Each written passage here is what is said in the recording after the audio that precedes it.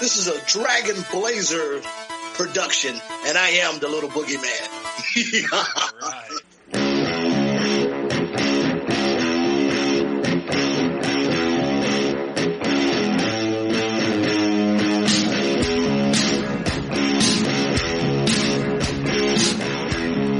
Coming down the aisle, the WCW Podcast Champions of the World, Boomer and Blaze.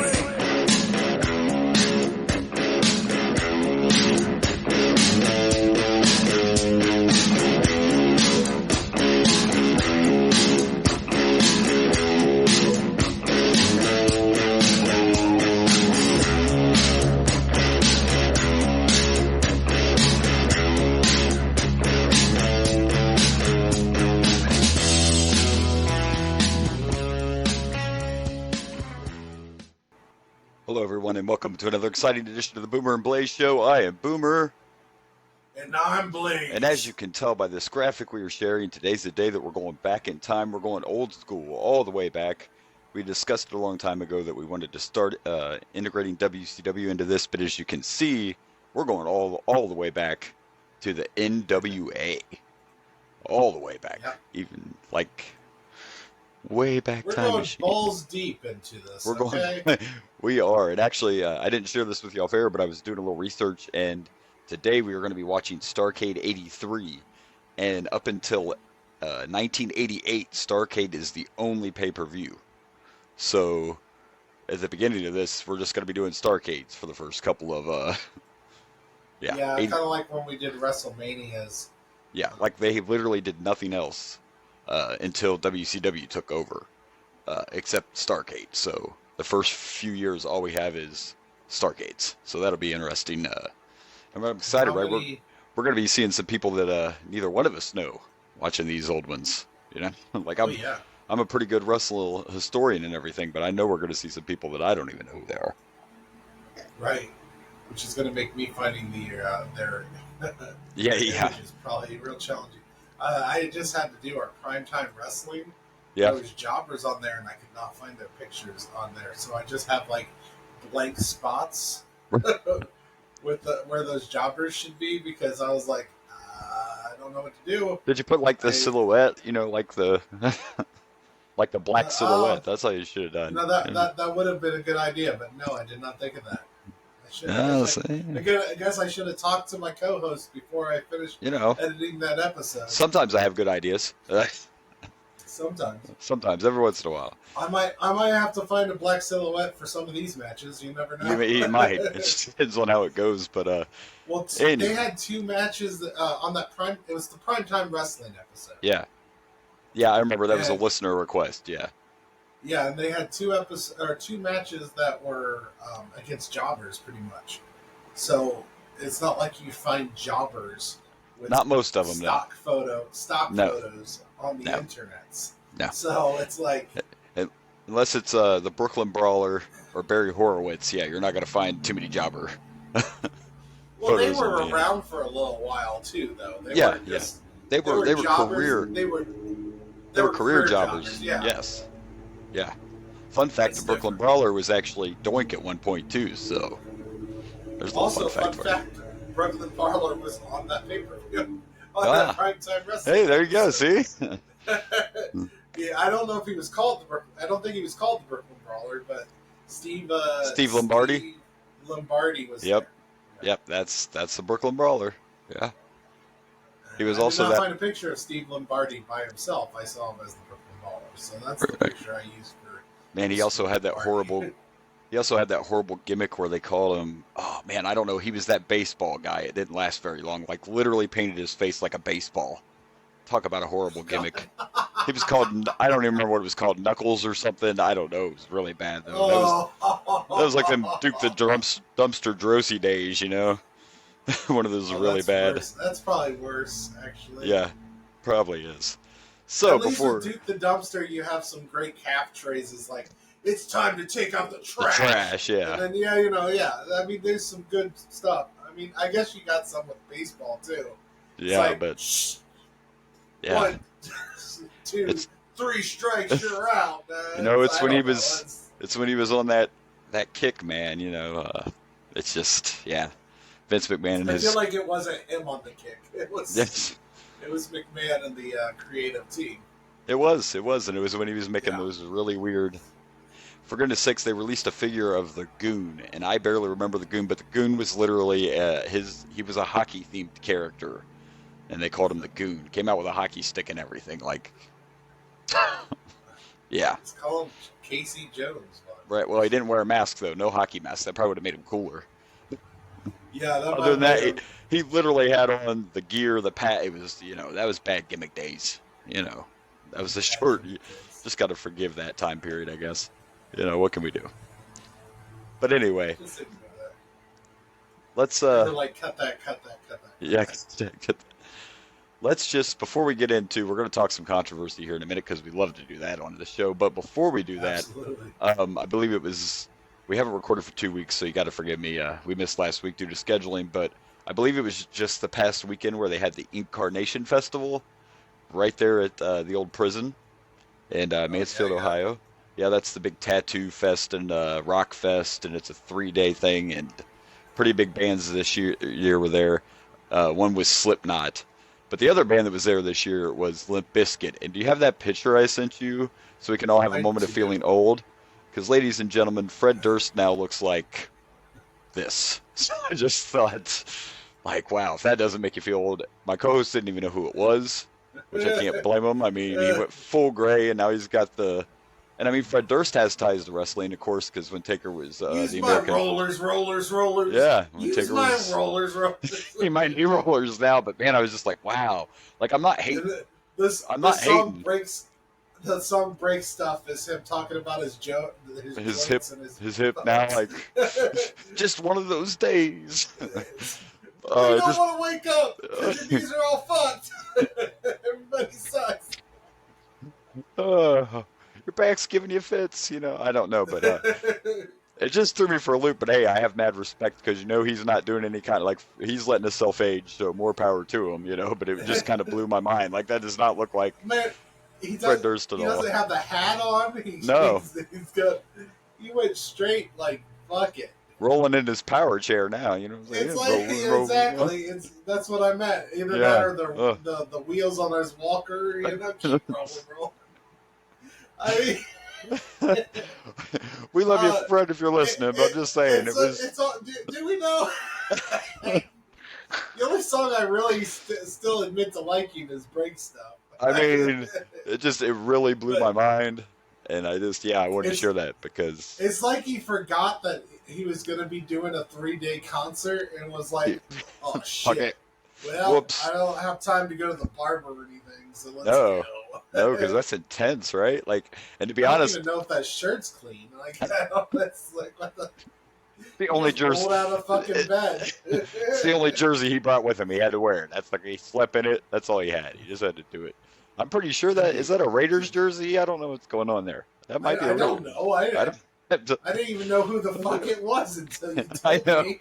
Look, if I would have known, like, if I just saw that photo, there's no way I would have been like, oh, there's Fred Durst. I would have never known. Yeah. There's no way I would have. Nothing that looks like Fred Durst. No, it was just because I saw the clips from Incarnation. And so, yeah, there you go. Just to make us all feel nice and old. Limp Bizkit, ladies and gentlemen, Limp Bizkit. I saw a video the other day on Facebook. I feel better about myself, actually. I was like, I'm looking good at 40. Shit. I mean, I did see a video the other day on Facebook that said that all these rock songs are now considered dad music, and it was like Limp Bizkit, and it was even like System of a Down and all that because those guys They're came on the out. Classic rock station now, and we just cry. Yeah, I remember the first time that ever happened to me, and I know they've been on there a while now, but the first time I heard Nirvana on the Classic Rock station, I was like, yeah, absolutely. Yep, okay. Getting old now. Smells like Teen Spirit my ass. Yeah. Now it smells like the Senior Citizen Center, but that's okay. So, yeah, there you go. I just had to share that. I thought we'd have a laugh when we start today and just share a little bit of Fred Durst. Fair enough. So, where are we going next? Well, before we get into wrestling, and there'll be some toy talk because the Comic-Con was over the weekend. Me and toys. Let's go ahead and dig into the controversy. Oh, God. Let's bring up Mr. Earl Dean. let's bring up what you can't do in my small town and see Uh, and see what, see what sing? happens. Let's sing it. No. So you told me, I mean, we were talking last night. We knew we were going to record. We tried to stay topical, and I'm like, I feel like we should talk about Jason Aldean, but I haven't even heard the song. I just saw all the cancel, let's cancel and blah blah blah stuff. So then last night I listened to it and I read the lyrics, and I was still like, I don't see the. So literally right before we recorded, I looked it up and saw the actual issue is the video, the The music video, video, yeah. and where he chose to shoot the music video. And I mean, you've read a lot more of the arguments and stuff than me, and I feel like no matter what I say, I'm going to come out sounding like an asshole. Uh, because I'm Well, just like, so come on, man. Because the problem before we dig into this is my problem with the world today is it's cool to hate, and a lot of these so-called people upset with this probably didn't even know where the hell that video was filmed until they saw it on a message board and someone that did know where it was filmed said something. So I just want to point that out before we bring up all the. It's just like the Bud then Light. that's fair. It's just like the Bud Light thing with the transgender. No one even knew who the hell that person was until it got on the messenger board, and then everything's. It's And it's that's a fair argument. so just wanted to Um, point that out. which But I pointed out that the problem is that he did this video in front of a courthouse in Tennessee that was the house a brutal lynching. yeah, I guess they cut the young gentleman's genitals off and everything because he was seen fraternizing with a young white girl, and yeah, of course, people took it in their own hands and was like, "Well, obviously you're trying to rape her." Not that the girl liked him or anything. So they they hit him over the head with a sledgehammer. They dragged his body afterwards. I don't know if they cut his testicles off before or after he died, and then they hung him up. A very brutal lynching site. And the other argument is people point out that the whole music video is shot at night, and then at the very end there's a sundown, which has a lot of people, along with the lynching site and everything, and the message of the song, seems to feel like that's a reference to a sundown town. Because why was the sun going down instead of up, considering the whole music video was shot at night? Like it seems a little coincidental. And honestly, if you want to make this a positive message, wouldn't bringing the sun, taking the video footage of the sun going up be better? Like, oh, the light shines and everything's all right. Instead, the sun is going down. yeah. It seems a little too intentional. But you know what? I don't care. The racism aspect, that's somebody else's fight. I'm white. It's not my fight. My thing with this song is it makes me think of a video or a music video, which is a great song, by the way, from a little man named Bo Burnham. Bo, This is what. Do you know Bo Burnham? Are you familiar with his work? don't believe so. He sings a country song, and it's personally one of my favorite country songs. And here it is. Right. He's not wrong. You know. And to further that point is another thing people like to point out is Jason Aldean is not from a small town. Jason Aldean is from Macon, Georgia. And he lives in, I think, Nashville, Tennessee now.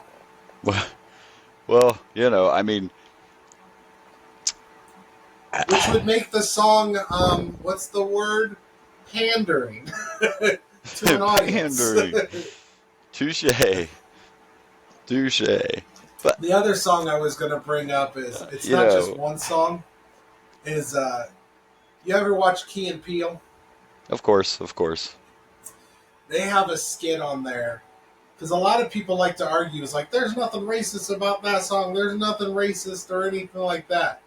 Because they don't flat out say racist things. It's all subtextual.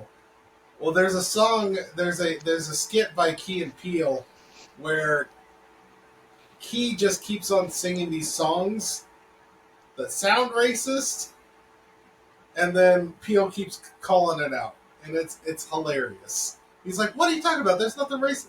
Oh no, you'll just have to watch it. Maybe I'll play. No, it. I've actually seen that skit. You've actually seen that one? Oh yeah, yeah. I've watched That's all what- of Key and Peele. Yeah. Yes. It's a good show. It's a good show. Yeah. So. Don't mess up, Aaron. It's good stuff. Yeah. I just, Anyways. at the end of the day, the truth is, controversy is cash. I'm sure somebody, whether it was Aldine or someone else involved, knew what they were doing. That's fine. What I want to know is, who are the people studying at home with nothing better to do than to try to find something wrong with everything in the world? I'm just saying, have you somebody's met like, TikTok there's influencers? a guy in their Like, basement, What do you think they just do? like, let's see, what can I hate on this week? Get over it. I'm just saying, get over it. Everything has a history. I'm not saying what happened there wasn't horrible. I'm not saying that. It was, but guess what? That was the world then. Nobody that's around now had anything to do with that. That happened years ago. You want everybody to move out of that town because somebody got lynched. Like, bad shit's happened everywhere, people.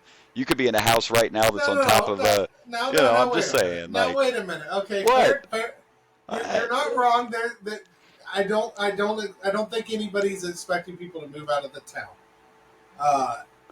But what we are saying is, if you make a song where you're, let's be honest, especially with the video, because the video also shows like a bunch of riots that happen. Which, by the way, I haven't mentioned this, but the video actually doesn't show any riots that actually happen in America. This is like this big American song, and I don't think one was from Canada. Like, it got people who have way more time on their hands than I do. Apparently so, yes. This looked at landmarks and everything and realized, oh, that's from Canada. That's from 2014. That's what I'm saying. That's the people down there in their basements. Like, what can I find?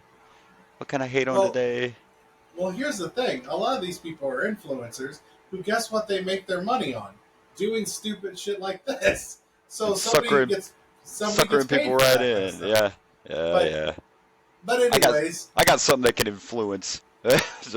based on Aldine's past, because he's also been known to do blackface and everything like that, people have assumed, and probably rightfully so, because I think he even mentions in his apology or his response to the video, the BLM protest. So it is essentially talking about protests or the riots by the Black Lives Matter movement. So if you're doing a song that is directly in response to that, maybe don't choose a place like that. Like, it's do some better research about where you're doing your video, and then when you get called out, maybe apologize for not realizing. It's claimed that you don't know it. You didn't do that. Yeah. You didn't do that. It's different world we live in. I personally think it's just a shit song because I hate country and I hate new country, so it's just a shit song to me. I wasn't gonna like this song regardless. Right? Yeah, I'm not. Yeah. I don't hate country, but I mean, I didn't even know this song, and to me, it's just a song, it's just a video, it's just whatever. But for the people that's what they do with life, is just hate on everything, then here's some more fire for you. And that's probably what really happened. He probably knew exactly where they filmed it, because look what happened. It's all over the place. Good or bad, if you're in the news, it's making you money. And at the end of the day, that's what they're all trying to do, is make money. That's probably why he didn't apologize either, just circled around it. But again, I'm just saying, if this song came out in 1994, none of this would even be being talked about. And I'm not saying that because there wasn't a racist world. I'm saying because people back then, things were different, and you weren't on the internet trying to find. Somebody would have just been like, "Hey, did you see his new music video? It's kind of cool," and that would have been the end of it. Like, I just don't know if it would have. I don't know if the message would have been spread as quickly. Well, just like I was saying, like I pointed out, like me, like if I didn't watch it yet, but I've already read it. But if I would have just watched that music video, I would have had no idea what building he was in front of, and people that live there would. But most of the world probably had no idea what courthouse he was in front of unless you are into that kind of history. That's my point. Is like somebody knew it and somebody spread it, and then it turned into this big, I can tell you that I wouldn't. I can tell you that I still wanted to like the video, even if I would not have found that out. Right. Even when I watched the video, it still gave me this yuck factor. It's like, because they also use a bunch of, like I said, riots, which I didn't know that they were not from. Right. And I don't think they're from. A lot of them are from the BLM because there's not a lot of actual video footage of it because it didn't happen as often as conservatives like to think it is. Most of the protests were peaceful. They like to point out the few that weren't. But,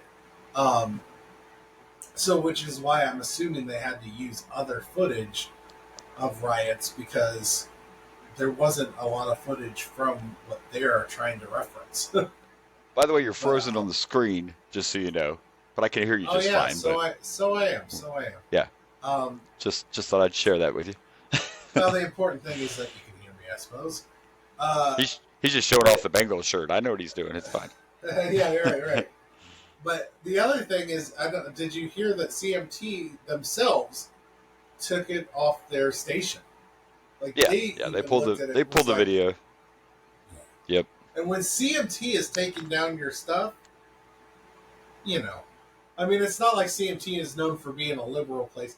Although now a bunch of people are like, oh, CMT went woke, so now we got to boycott CMT because they took his music video off.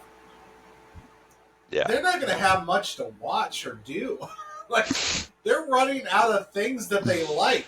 They're running out of options. They're going to have to constantly deal with someone like Trump to create things for them just so they have stuff to like because they're boycotting literally everything. Wait a minute! You did something else that I think is woke. Because that's bad. Boycott it! How dare you? How dare you? Oh my God! Conservatives are the whiniest people I've ever It is. So we're just, you know what? Good luck to you, Aldine. That's what I got to say, and we'll just we'll move on from Mr. Aldine. I say fuck Aldine. Let's go. Fuck Aldine. Let's talk about something I love, and I almost forgot to bring this up, and I was talking about y'all last night. Let's talk about one of the hottest guys on the independent wrestling scene.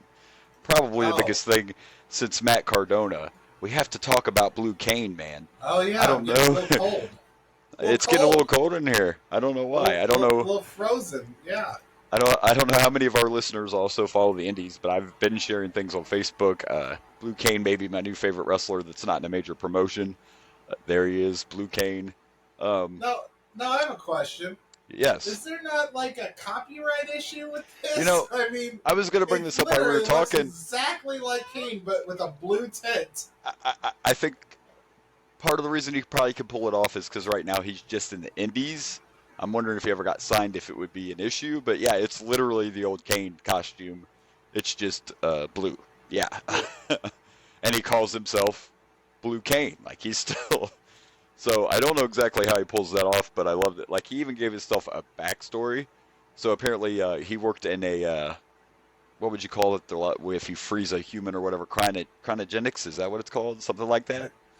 That's his backstory, that he works in a lab. And there was an accident in the lab that gave him these powers. So of course, when Blue Cane comes out and does this... So essentially, he's Mr. fucking Freeze. Yes, his backstory is Mr. Freeze. He's Mr. fucking Freeze. And when he comes out and he does this, the snow falls instead of fire shooting up. Which I love. And a touch that I think you would love is he comes out to the song I'm Blue, but it's like a rock remix. I'm talking like, I'm Blue. Yes, that is his entrance music, is I'm Blue. Oh my goodness. And he's got the kayfabe going good because, I mean, I know there's people that do know who he is, but publicly no one knows who the independent wrestler is that is portraying Blue Cane. So, yeah, he's taken the indie world over by storm, I'm telling you. Literally, by snowstorm. And when I saw his entrance the other day and it had the music with it, I'm like, oh, man, this is... A lot of people think it's cheesy, which it kind of is, but I like it. So... we'll see what happens with Blue Cane. But I'm wondering the same thing, how he pulls it off. Like, I don't know. You know, back in the day, it didn't matter. Like, actually, when we start watching some of this old NWA stuff, they won't show it on the Peacock. But like back in the day, like the Road Warriors used to come out to Iron Man, and no one paid for that music back then. They just did whatever the hell they wanted. So back in the day in wrestling, they would do that kind of stuff. But yeah, I don't know if WWE's like, we don't care, or, I mean, I guess if he's not selling merchandise or anything, but it is literally the same outfit, yeah, except just blue. Well, so I'm curious, so we're gonna watch this entrance. Did you find it? I believe so. I hope so. Yeah. It's good stuff. It is. I think it's. See if I found it here, but I want to see it. So if I'm gonna watch, oh yeah, it, this is it. well just watch yes, it. this is well it. Just watch it together, right? Yeah, I'm all for it. Yep. Here we go.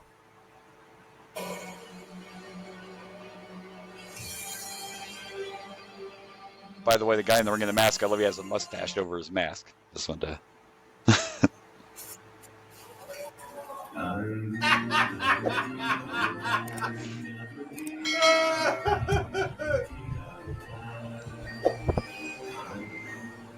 I'm blue. Is this dude dancing in the ring? Yes, he was. Oh my And there God! Can it be?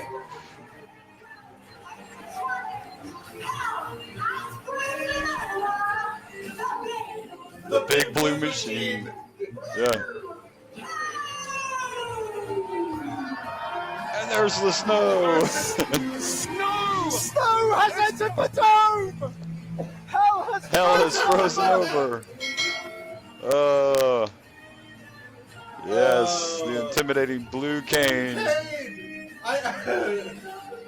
Come on, it's great that he comes out time blue. I mean,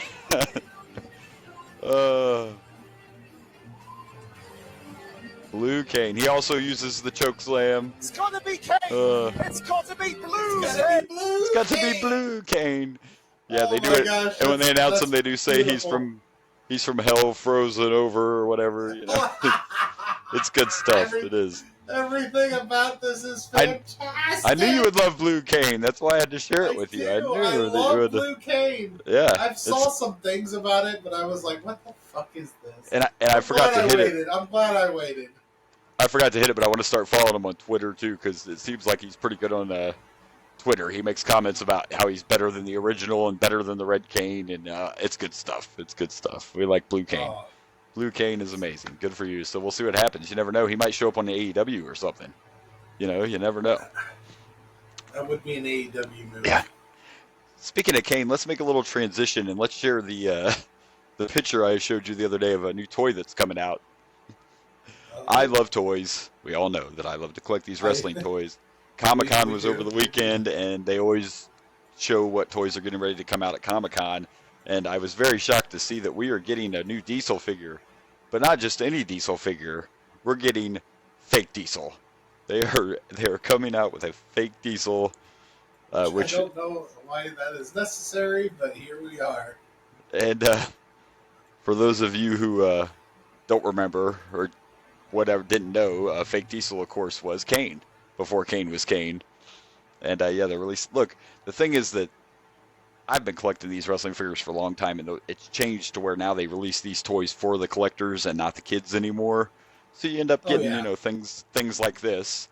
But, you know, 2 years ago they released Isaac Yankem, and he was one of the top-selling figures. So it's just like the hardcore collector wants to be able to say, look, I have all of Glenn Jacobs', you know, characters. And so, yeah, we're getting there you go. We're getting a fake Kane. Mick Foley was very happy because they're releasing a Three Faces of Foley 3-pack. Now, of course, they've done figures of Cactus and Dude Love and all that, but this will be a 3-pack with all of them together. And it's going to be the first. I'm surprised they haven't done that yet. They haven't, and then like Mick's even more happy because it's the first time they're doing the WCW Cactus Jack, which is a little different than he was in WWE. His gear and stuff was a little different, so he's pretty happy about that. Do I have a picture of this stuff too, or did you don't? I only sent you. The other ones I sent you I sent you the DX line coming out in the retro style figures, which are kind of like the old Hasbro's from back in the day, like the 90s, and they're coming out with DX in the 4-pack. Okay. I sent you that photo. Yep. Um, I got it right here. which I think that retro line's pretty cool. It reminds me, of course, of being a kid. The old style Hasbro. There you go. Yeah, we got the DX line there. No, I had so many toy pictures, and I didn't want to send you all 800 of them because I get a little excited. I'll share them on our page. No.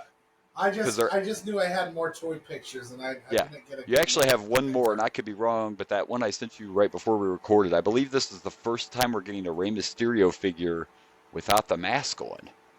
They're releasing the WCW Rey after he was unmasked, with the horns that he used to wear when he was. There it is. This, I believe, is when he was with. That's Rey. Yeah, that's Rey. I didn't realize that was Rey Mysterio. Yeah, that's Rey Mysterio without his mask. I don't really see him without the mask very often. So no, and he was younger.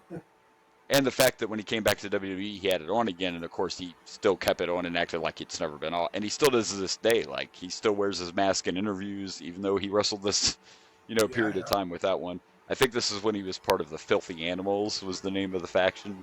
So yeah, we're getting a Rey without the mask. So there you go. I'm excited about some other ones. They're actually going to release Hogan, Hall, and Nash, and they're all coming out in like their gear they wore when the NWO first formed. I'm talking like they're releasing Scott Hall with like the jean jacket and the jeans that he wore the first night he showed up. Whole lot of Hogan's coming out, which I sent you that message like I might be in trouble. They're releasing all these new Hogan figures. We're starting this WCW watch, and we're going to get to see more Hogan eventually. We're getting a new Yokozuna figure. There's some good stuff coming out. Yeah, they're getting a new Yoko. There's a new Bulldog figure coming out. So it was pretty exciting. I'm a nerd. They actually are also releasing a pack, and it says then, now, together, forever, whatever. It's that deal. So it's kind of like a generational 4-pack, and it comes with Hogan back in the day with like the green belt when he first beat the Iron Sheik, and then you have Stone Cold, and then you have Rocky Maivia, and then they put a female in there, and it's Becky. Becky Lynch is in that 4-pack, so congratulations to Becky representing the forever, I guess. I don't know, but so anyway, there's my toy nerding out. I just wanted to share that with you, and I might want that fake Diesel. You never know, I might have to have that.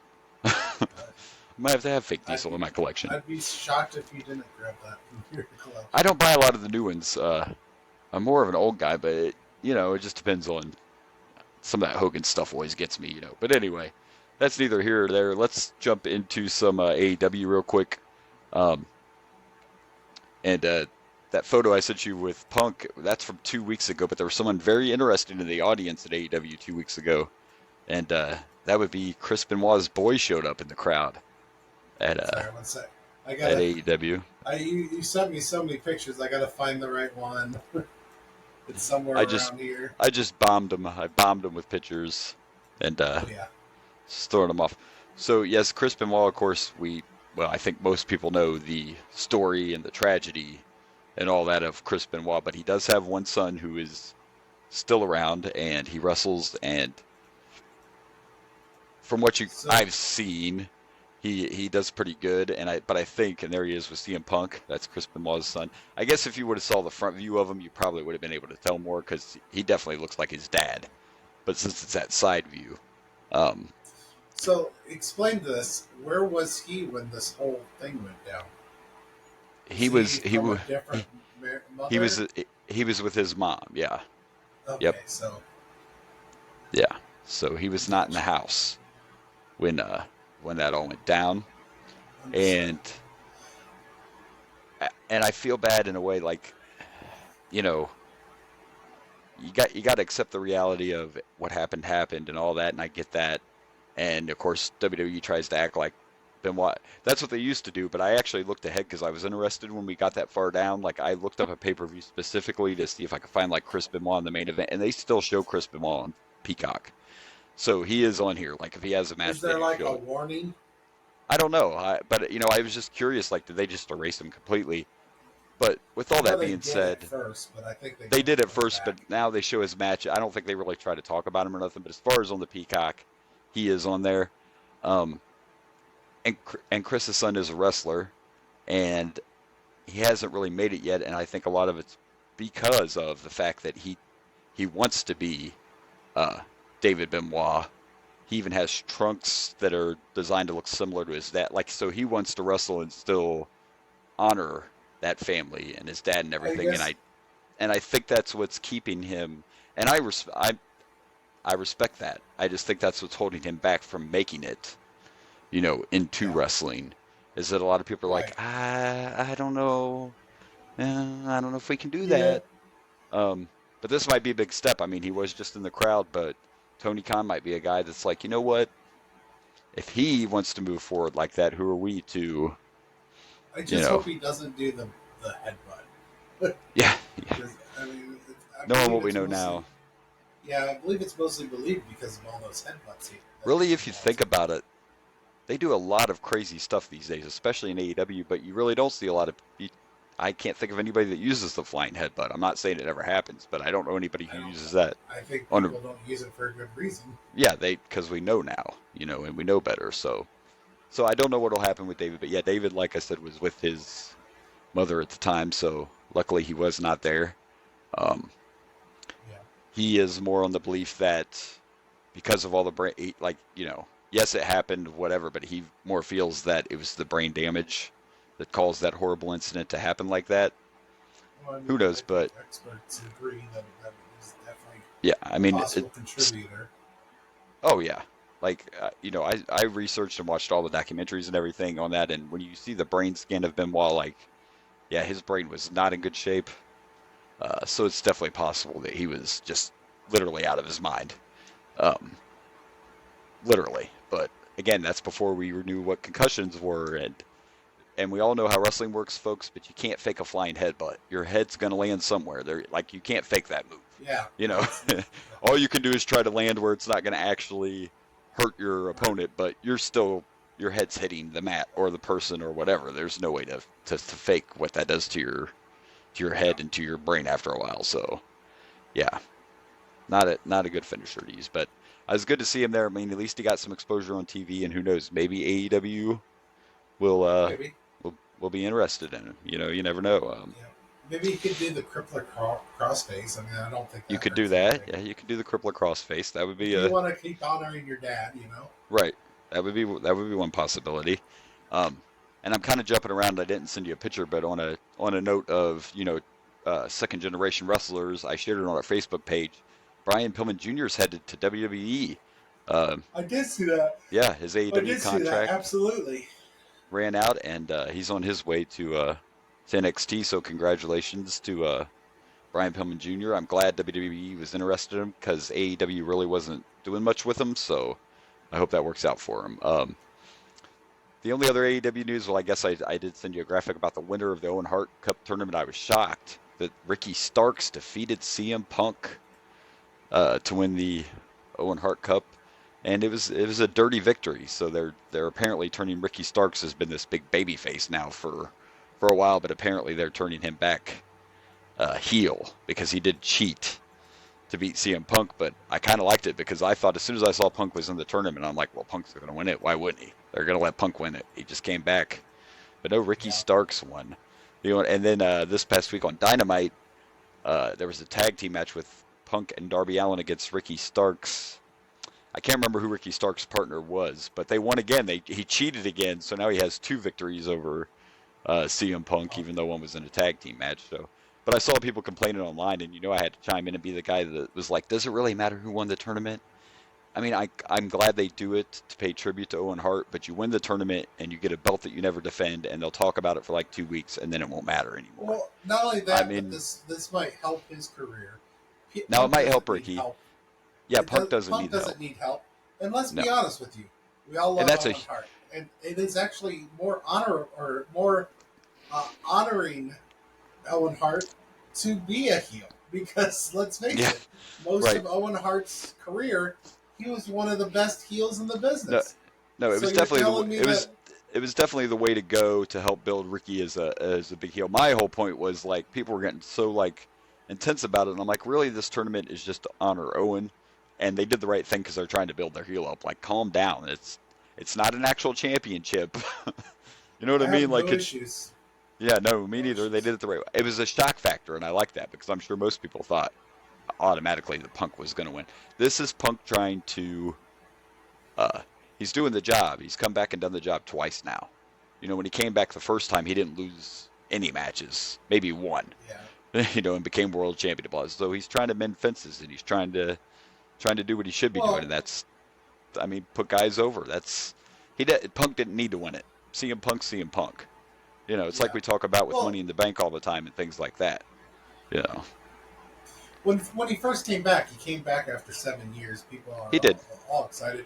We were excited as hell. Yeah, And yeah, it made sense for him not to win. yeah. But this actually, no, I like this. I don't know who Ricky Starks is.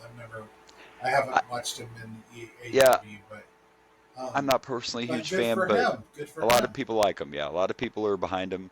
I don't hate the guy, but I don't think he's this huge. But whatever, the fans like him. You know, I'm not the wrestling god chooser or whatever. But if I don't like him that much, he might become a top star. No, I'm just joking. You know, we all know how this This is goes, gonna right? be, You yeah, know, this is gonna be one so of those situations where it's gonna be one of those yeah, situations that Ricky like Starks is Rock, going nowhere. 15-time and world champion. then he becomes the next big thing. Yeah, It's just exactly. That's what'll happen. it's your track record. It's your track record. All right, well, let's move on to some WWE news, and I think the first thing we need to do is congratulate Dominic Mysterio. Dominic, The Judgment Day. Dominic. Judgment Day's coming in hot, right, man? Like, and out of nowhere, Dominic and the Judgment Day go to NXT, and Dominic walks out with his first singles title. He is the new NXT North American, right? North American champion. I believe that's what they call it. I Don't kill think me if so. I'm wrong. I don't watch enough NXT. I believe that's the North American title, but congratulations, Judgment Day continues to get hot. And there's actually a rumor that they're trying to build it to where the Judgment Day can be the next big storyline once the Bloodline comes to a conclusion. So they're kind of looking for this faction to take over as the next. Uh, I mean, I almost kind of see. I'm wondering what's going to happen. Like, I kind of see. I think Finn may win the world title. I can see that happening because that's going to add more mystique there with Damian having the Money in the Bank briefcase, even though he can choose who he fights. But I still think that might be the direction they go because then everybody has gold except for Damian, but Damian has that Money in the Bank contract. Regardless, congratulations to Dominic. He had a Yeah. little help from Mommy, but it's okay. Mommy helped him. She helped him just a little bit because the whole Judgment Day was there. So, but Well, there you go. heels being heels. That's how it works. Hey, you know what? But see, I love that, and I know people have gotten so aggravated with like the way the Bloodline was that way, and now the Judgment Day's that. Well, there's always someone there. There's always someone there, and we're about to get into it now. Part of the reason the Horsemen were always one of my favorite factions back in the day is that's what the Horsemen did. That's what a faction is supposed to do, especially a heel faction. You're supposed to have each other's Absolutely. backs and make sure you guys win all the time. That's the whole point of the groups. Like, and we'll see that when we go back and research. You know, Flair won dirty a lot, and a lot of times when Flair won, it's because Arn was around or one of the other Horsemen, and that's the way it should be. That's how a faction's supposed to work, especially heel factions. Like, oh, he cheats all the time. Well, yeah, he's a heel. Yeah. Of course he does. So congratulations to Dominic on winning the championship, and of course SummerSlam's right around the corner, and I'm getting pretty excited. Uh, we know we got Roman and Jay for the Universal Championship. Seth versus Finn has now been made official for the world title. We're going to get Logan Paul and Ricochet, which, by the way, it's already been announced that'll be the first match on the card because Logan Paul is going to leave SummerSlam and go travel somewhere to see his brother box. So we already know that the kickoff match for SummerSlam is going to be Ricochet and Logan Paul. So, and of course, we get Cody and Brock again. The rumor is there's going to be a stipulation to that match, but there hasn't been one announced yet. So, I'm really interested. By the way, 3 matches already announced for SummerSlam are going to be the trilogies. This will be the 3rd time we see Roman and Jay, the 3rd time we see Brock and Cody, and the 3rd time we see Finn and Seth. So, how will these trilogies end is the question. Do you think this is where Roman's going to lose the title? Do you think Jay's the guy they're going to put it on? I think it would be cool. Um, I don't. I don't know if they're willing to put it on, make Jade be that person, but Right. it would be cool. It would be. I would. It would be a I cool would. It finish would to be the a story. shock. It Yeah. would be a shock, especially if Solo helped Jay win. Ooh, that could be interesting. Right now, Jimmy is still hurt. I don't even know if Jimmy will be at SummerSlam. See, so that's what's intriguing me about it is the fact that they've taken Jimmy out of the equation to see what happens with Solo. Because at the end of the day, you got to remember, whether you want to talk in real life or kayfabe, Solo is the Usos' brother. He's just Roman's cousin, but the Usos Yeah. are his actual brothers. So at the end of the day, are you going to go with your cousin or are you going to go with your brothers? That's the interesting factor. Like, I'm pretty psyched for SummerSlam. I think this so far has already been a great year of pay-per-views, and I think we're going to get Yeah. another really good one for SummerSlam. I don't Well, think they've we're made the like women. praising every bloodline story there is. Like every time, every main event with the bloodline has been fantastic. So, absolutely. Yeah. And I've actually enjoyed every match with Cody and Brock, so I'm interested to see where that goes. And even Seth and Finn, even though we just saw them fight for the title, I'm still interested. Like, they all have good stories behind them. I think it's going to be a really good SummerSlam. Um, and go Ricochet, beat Logan Paul. You know, Logan Paul has Logan Paul won any of his matches, or does he do the job every time? I don't even know if because I know he didn't beat Roman and he didn't beat Seth. I don't even know who else he fought. I can't remember. He didn't win the Rumble. He didn't win Money in the Bank. So yeah, I mean, I guess I can respect that though. See, that's paying your dues. If you're going to try to be a wrestler, you should be doing the job. So Absolutely. yeah, you should lay down for that. Just saying. So yeah, SummerSlam right around the corner. I did not get to watch any Raw or SmackDown. I do know that Seth got jumped by the Judgment Day during the contract signing. That's how Raw went off the air, was Seth getting destroyed by the Judgment Day. So yeah, got to set that up for SummerSlam. We'll see how that goes. Bastards. Yeah, and I don't think they've made it official, but I know that they're planning to have Asuka, Charlotte, and Bianca in a triple threat. I don't know if that's been officially announced, but that's gonna happen at SummerSlam too. And I'm assuming we're gonna see Gunther and Drew. That hasn't been announced, but I assume that's gonna be a SummerSlam match as well. We can pretty much guess that's gonna happen. So yeah, be my guess. All right, well, I have no other wrestling to talk about. Do you have any other things to bring up? I mean, I do have one more thing, but besides, would it be something about something of the week? that's right, because last episode, in case you missed it, we decided we just had to have it in our lives, and we brought back the Sheik Tweet of the Week. Tweet of the week. Tweet of the Week. We are blessed to have it. Their family still has this page up. And the man was on Twitter for so long. Now, I could choose to do other people's tweets, but he was on Twitter for so long, and with the family just retweeting and everything, we have plenty of fuel for the fire with the Sheik Tweet of the Week. I'm just saying. And we want to honor him and keep that going. So the Sheik Tweet of the Week is, Wednesday might be the hardest day to spell, but it's the easiest day to say, go fuck yourself, Hulk Hogan. By the way, that was from like 2 or 3 years ago, something like that, but bless the Sheik's family for continuing to share his tweets with us and to make our day, because Twitter would not be the same without the Sheik. And thank you, Sheik's family, for continuously saying "fuck Hawk." My co-host loves the fuck Hulk Hogan ones. Okay, yeah, he's all for that. So they're the best. They're the best. they're the best. They're the best. All right, they're well. The best around. Nothing's ever gonna keep it down. The best around. Go fuck yourself, Hulk Hogan. Look, we talked about it though when the Sheik passed away, and I can get why he was so upset. Like, it wasn't cool to act like you were his buddy anytime you saw him and then never call him or never. So I get that. I can appreciate why the Sheik had a problem.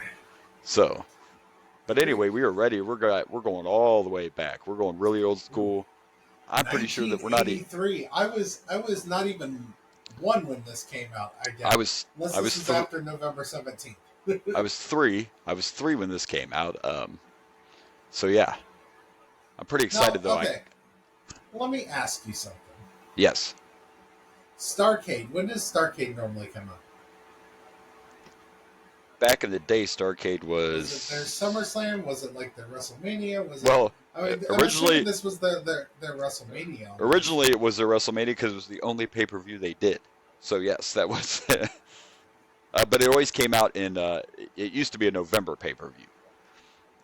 Oh, I don't so know I if that. might have been one at this time. Yes, yeah, that was always like their, and then of course Vince came up with Survivor Series to counteract, or whatever. But yes, Starrcade was always considered like their WrestleMania. Even when WCW comes around, Starrcade was like the big pay-per-view. Yes, so. Now, what is WCW's um, big four? Like, what are their number one pay-per-views? Their big pay-per-views. I would say. I'm just not as familiar with WCW. Right. I would say. If I was to guess, I would go with Starrcade. I would Yep. go with Bash at the Beach, being almost like their SummerSlam. Later on, pretty yeah, big? yep. Later That on? was a pretty big one. What are the other ones? Early on, Wasn't the there great- one where it's a battle great- royale? that was World War III later on. Oh, that's rough. That was later on, but yeah, early on it would have been Starrcade. You had the Great American Bash, and then believe it or not, people think it didn't happen until later, but Halloween Havoc was always one of their big. Halloween Havoc started in 1989, and that was a yearly one, and actually was one of my favorite pay-per-views. Oh, I love Halloween So, Havoc. I would say Great American Bash, Halloween Havoc, and Starrcade. And then when WCW first took over, they used to do Wrestle War every year. So in the beginning, that was the big four in the beginning: Great American Bash, Wrestle War, Halloween Havoc, and Starrcade. Oh, so not even Bash at the Beach. Bash at the Beach is later, but I think Bash at the Beach takes place of Wrestle War. I could be wrong because Great American Bash stays, Halloween Havoc stays, Super Brawl's another one, but that's when they start having them every month. I also So. thought of something, by the way. So, you know how we want to also eventually do ECW, right? Yeah. So what I'm thinking is, we're gonna keep with the WCW or the NWA or whatever we're doing here, and then when we get to the years that ECW pay-per-views start coming out, we just alternate between WCW and ECW. Gotcha. Yeah. And then we can be watching these, or at least the WCW and ECW ones, we could be watching them around the same time they were happening together. So Exactly. we'll do Yeah. one WCW, one ECW. We'll start that when we get to... What is ECW's first pay-per-view? Gosh. You don't know offhand? That's okay. Not off. Yeah, not offhand. I We'll don't look know. into it later. Yeah. But whenever we get to that year, we'll start doing ECW. Oh wow. Not for a long time. Yeah, I ECW's think it was probably in the 90s. looks like They had a short stint in like 1997. 1997. 1997 was their first pay-per-view. So we would be closer to doing it right now with WWF. Right. Yep. Yep. All So right. there Well, you go. okay. Interesting. So here we go. All right. Starrcade 83. And by the way, I just found it interesting because I was cheating a little bit to look at the card for this. And one of the matches on this card is Greg Valentine and Rowdy Piper in a dog collar match. And I found that interesting because I was watching WWE's Most Wanted Treasure the other night, and they were looking for Rowdy Piper stuff. They went to Teal Piper's house, which is Rowdy's daughter, and she still has the dog collar from this match we're about to watch. So Oh, wow, just thought cool. I'd throw that. Yeah. Oh yeah. Oh yeah. I don't know if I've ever. I've seen the. I don't know if I've ever seen the Starrcade, but I remember that match between Valentine and Piper just because it's one of Piper's most popular matches.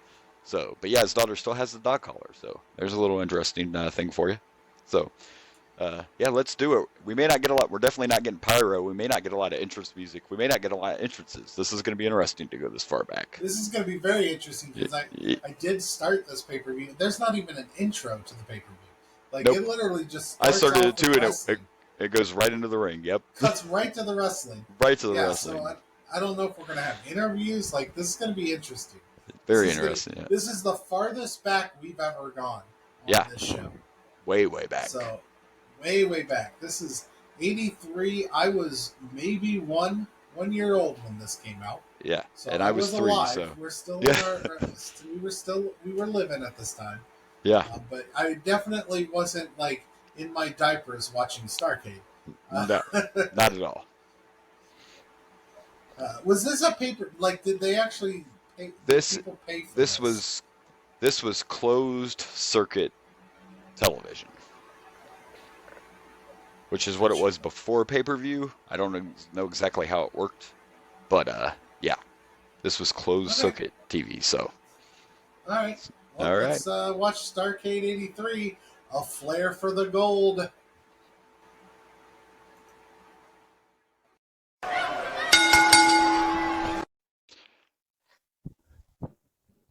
I can move again.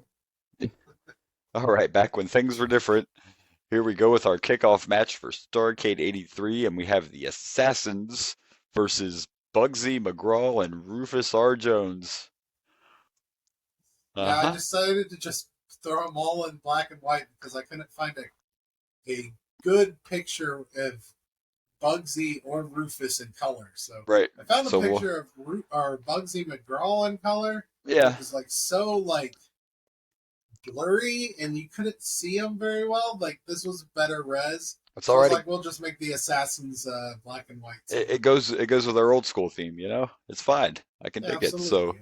So we went right to the ring. Like there were no introductions, there was no music, there was no like No, graphic not welcome to one. Starrcade, nothing like that. It was just in the ring. Um, wow, what a different time in wrestling, right? Like there's no banners in the arena or anything. There's an NWA skirt on the ring. That's it. There's no people like right next to the barricades that The are around two, the ring. They got the the audience two like, announcers are just literally sitting down. There was no table in front of them. yeah, just sitting down, checking things out. Like, hey guys, what's going on? And And it's the I definition of like a local production. In fact, I think local shows have better production values these right. days than Hey, it's '83, you know? Starrcade '83. Yeah. I And know, I then know.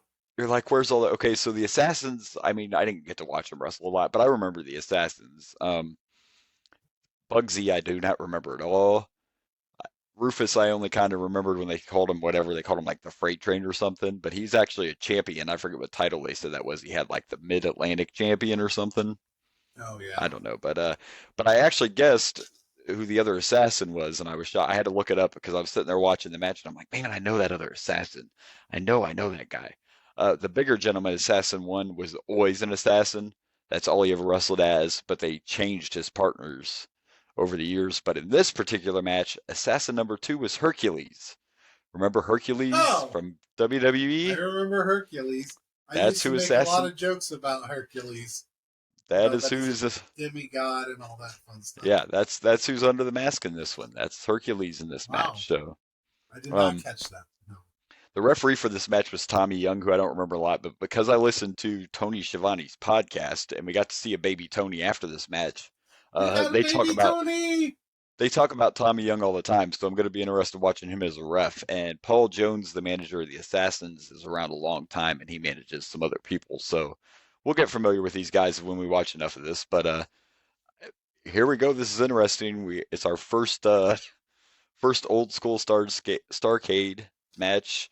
I thought Rufus was doing a lot of Dusty Rhodes type stuff. I don't know if Dusty stole that from him or he stole it from Dusty, but we got a lot of like this and the elbows and the shaking, you know. Rufus was in there doing all that kind of Bugsy looked like a jobber. I mean, I'm just being honest. Like, I mean, I guess they all kind of could have. The Assassins just had generic black gear on with I thought they all looked like. I thought they all just looked like jobbers. right. I thought they all looked like. Actually, what screamed at me is they all reminded me of like local wrestlers. Right. It felt like you were watching which an are indie normally show. jobbers. Which are Yeah. normally jobbers, but it felt like an Yeah. indie show. It didn't feel like a big. It did. And it's this old school production, you know. They may have 2 cameras, but I don't think there's much more than that. But the crowd Yeah. was into it, you know, and you can hear them they pretty seemed good. pretty excited. You know, they were into it. You could tell the baby faces who In were the baby fairness, faces, obviously. I think this might have been a time when people still believed it was real. So Oh yeah, yeah. This is still definitely a time where people bought When do you into it. think? And About when did that's changed? When did the audience wisen up that it is actual? You I know, guess, I mean, it is what it is. I think it started in the late 90s before it became that big of a, because Really? I can remember like when the NWO came out, there were still people that believed all that going on was real. Like all the like throwing Ray into the trailer and all that. I mean, maybe before Yeah. then people started realizing it. I don't know the first time it was actually brought out in public or whatever, but people Right. definitely back then still believed this was all legit. Yeah, I would say. That's an interesting question though. What year that exactly changed would be interesting to find out. That would be, but yeah. So uh, in the end here, the Assassins actually pulled off the victory with a quick roll up. We're going to see a lot of that stuff we don't see anymore too. We're going to see basic moves Oh used yeah. for pins. I don't even know if finishers are a thing yet. I mean, obviously I they don't have to know. be because Flair's using the figure four at this point, and Harley Race, I believe the pile driver is his big. And we'll see those guys later, but um, not a bad way to kick off the pay-per-view. I don't know all these guys yet, but some of the selling was good. There was a point when the assassin tried to hit Rufus, and he sold it like it hurt his hand. Like Rufus is so powerful that he tried to punch him, and he's like, And the big assassin was very good at being the coward heel in the corner. Like, just, no, stop, stop. He didn't do the timeout thing, but he was still like, back off. Let me get up. I'm out of breath. Give me a minute. Gosh, I gotta get up here. But I'll say it's a just fine way to kick off the pay-per-view. Watching these and ranking these and everything are going to be difficult. It wasn't bad. This is old wrestling. It was an old school match. They did well. The crowd was into it. The heels did good. So I'm going to give this. Going to give this 3 masked men, even though there's only 2. uh, I it just reminded me so much of an indie show. And this is supposed to be like Starrcade. I'm gonna go with 2 top hats. I'm gonna go with that top hat. It wasn't. You didn't wear that because there was no entrance. Well, he But probably did, but we in didn't my get an picture entrance. here, I found. Yeah, Yeah. yeah, yeah. I don't. So I mean, some of them are going to be rough, Some of them are yeah. going to be rough. Yep. That's just, we do have big stars in this, but we have some not big stars in it too. So, Yeah, and yeah. this next one doesn't look like it's big either. I've never heard of any of these. Oh, wow. I thought you would know the one guy in the next match, but of course you didn't watch a lot of WCW, so that would explain why. But, Well, just in like maybe just by name, I don't. right. Well, let's check it out and see what happens. Okay. Here's the cover. Can he do it? Kick out at 2.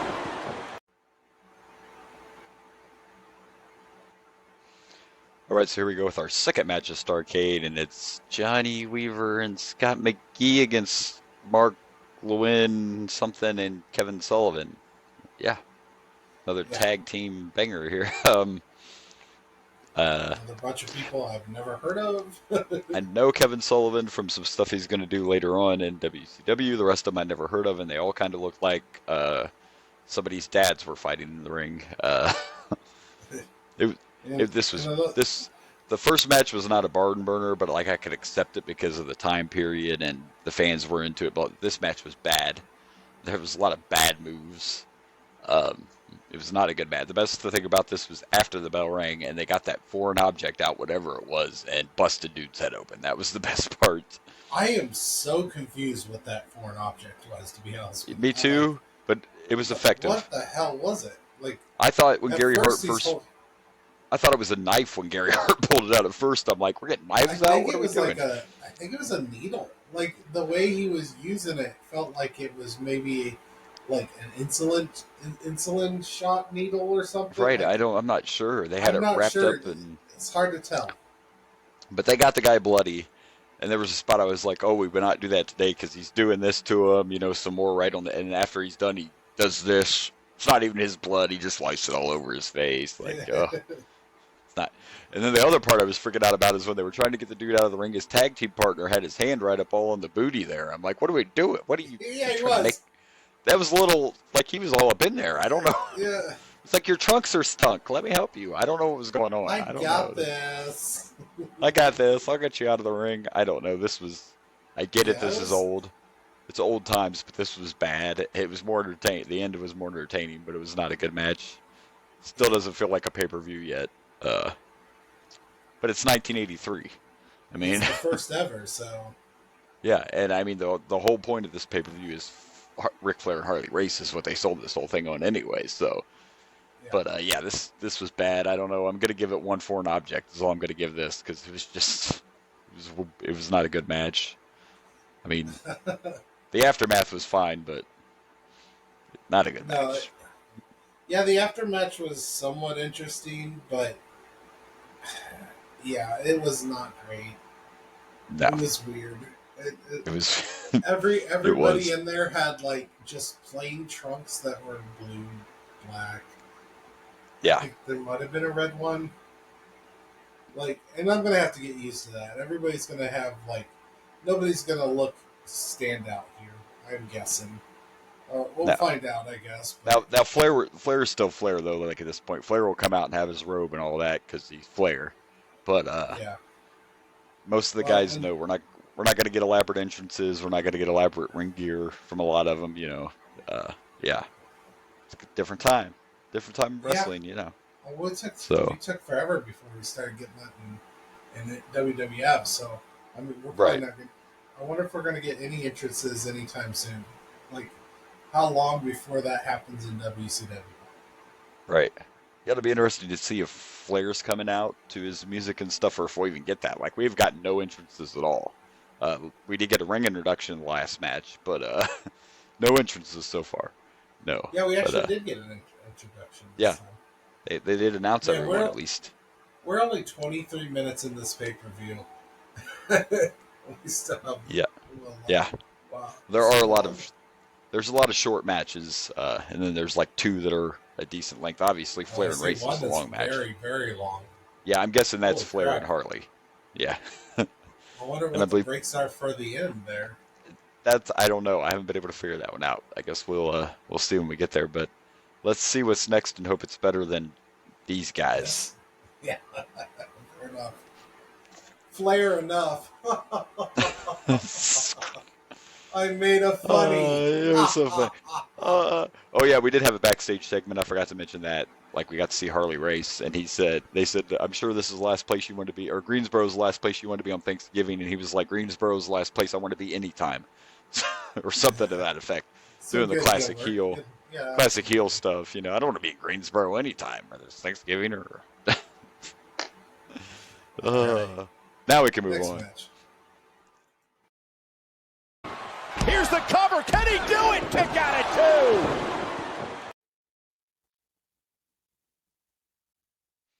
2. All right, so here we go. Our next match. A little bit of a bloody battle, not a long match. A little bit of a bloody fight between Abdullah the Butcher and Carlos Colon. And for those of you who don't know, that is the father of Carlito. I spit in the face. People don't want to be cool. And I actually love these pictures you found, because not only can you, well, of course, Abdullah's already bleeding in this picture you found, but you see Carlos's forehead in this pic. And this is because from back in the day when these guys cut themselves open all the time, they would end up with all these scars on their foreheads. I did not hear him say this was a no DQ match, but obviously it had to be, because here we go with a foreign object again. Looked like the same one from the other match, and he's just stabbing away. Stabbing away on Abdullah, man. Like, had it in his mouth at one point, fish hooking him with it. Like, yeah. Interesting. It's weird. They're using this thing, and I don't know what it is. Yeah, they're just passing it around. Like, here you go. Refs don't care. No. Then the poor ref. Oh my gosh. Talk about a ref bump. Abdullah throws Carlos Colon off of him, and then he lands on the ref, and he's even flailing his arms like, oh my gosh, I'm stuck under here, I'm screwed. Yes, props to the ref in this one, because he did sell it really well. And then For Abdullah sure. tries to do an elbow drop on Carlos, and Carlos moves out of the way, and Abdullah hits the ref. With Poor the ref. elbow drop. Yeah, the ref definitely got a. The ref took some abuse in this match. Yeah, he did. And yeah. But it was, I mean, it wasn't very long. Um, Pretty entertaining. I told you, you said, boy, this guy looks interesting, and we will see more Abdullah the Butcher. He's around for a while, and I think some of his most famous stuff comes when he battles Cactus Jack later on at WCW. Well, he gets fried on a pay-per-view too. Well, in an electric chair. We'll get to watch that too. So, yeah, they kill him, but nice. somehow he survives. But yeah, he gets fried in an electric chair. Good. At least he lives after, Listen, attempted murder happening on stage. We talk about the good old days of the WWF, but WCW's got some. Yeah, we get to see Abdullah the Butcher get fried in a chair, and at one point we'll get to see RoboCop save Sting. So you have that stuff to look forward to. Just saying. WCW had their moments too. I'm legit curious when we start getting Sting. Soon. I cheated. He comes up on Starrcade here in a couple years. So Sting, I believe, did join right before it became WCW. So it won't be too long. Yeah. Like I said, these first couple years, we only have Starrcade these first few years, and that's it. So yeah, we'll get to Sting pretty quick. Yeah, I am very curious because, like I said, it's just kind of. It's all new for you. I really haven't seen a lot of Sting's work. Yeah, and you probably really watched WCW. You probably really didn't see much of Surfer Sting. Surfer Sting. I mean, that's what they called him when he originally came in, when he had the blonde hair and the. I'm just saying you're probably more familiar. You didn't see a lot of him anyway, but you're probably more familiar with Crow Sting because that became his character for so long. I mean, even in I did see a little bit of him before he became Crow Sting. Right. But, yeah, I saw a little bit, but no, I didn't really see much of it. Yeah. He was, they do refer to that era of his career, though, as Surfer Sting. I guess just because of the blonde hair and, the makeup and everything. And that's why I told you when we get to that point, I think Flair and Sting were like the faces of WCW once it becomes, WCW. So, yeah. But as far as this one goes, it was quick, but pretty entertaining. The ref bump was some good stuff. I did enjoy the ref bump. That definitely helped solidify this as a much better match than the ones we've been watching. And I don't know who that guy was that came in and hit Carlos. He was some kind of manager, obviously. But, the ref's out from all those bumps, and some guy comes in and hits Carlos with a boot. And Abdullah the Butcher sneaks the victory, bloody and all, with his new manager, whoever the guy was, in his leisure suit. It looked like one of the tuxes from Dumb and Dumber. But it's the 80s, so I get it. And, Abdullah wins. So, pretty good, better than the last match, thankfully. For sure. This one was actually entertaining. They were wearing more than just plain, like Abdullah was wearing his signature look. Did you notice that he wears boots like the Sheik? Did you notice Abdullah had the pointed toe boots just like that? I didn't notice that, actually. Just like the Iron Sheik used to wear. He had the pointed toe boots, and Carlos had on his little one-piece, singlets, so they stood out a little bit more. And Carlos was a real huge star at this point.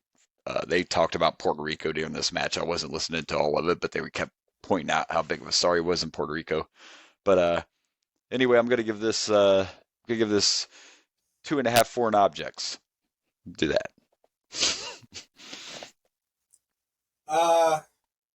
I'm gonna give this. I'm gonna give it 3 apples in the face. Apples in the face. Little reference to the sun. Nice. I like Carlito a lot. Oh, me too. Carlito was fun times. I liked Carlito. And look at this. Next we have a tag. And this was actually, I mean, it's nice to see his dad. His dad's not too bad either. Yeah. Oh yeah, he could wrestle. That's for sure. And I actually see from cheating that in our next match we get to see another superstar's dad in our next match. So there you go. Yes, I saw that. Cowboy Bob Orton. Sorry, yes, sir. Just spoiled it. Spoiler. All right. Let's check it out.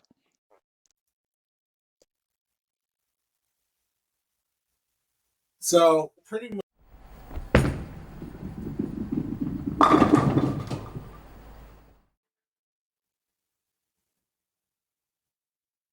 All right, so here we go. Our next match. This should have been like Starrcade '83, the Flair for tag teams. That is what it should have been called. I don't know. It's our You're third not tag team wrong. match.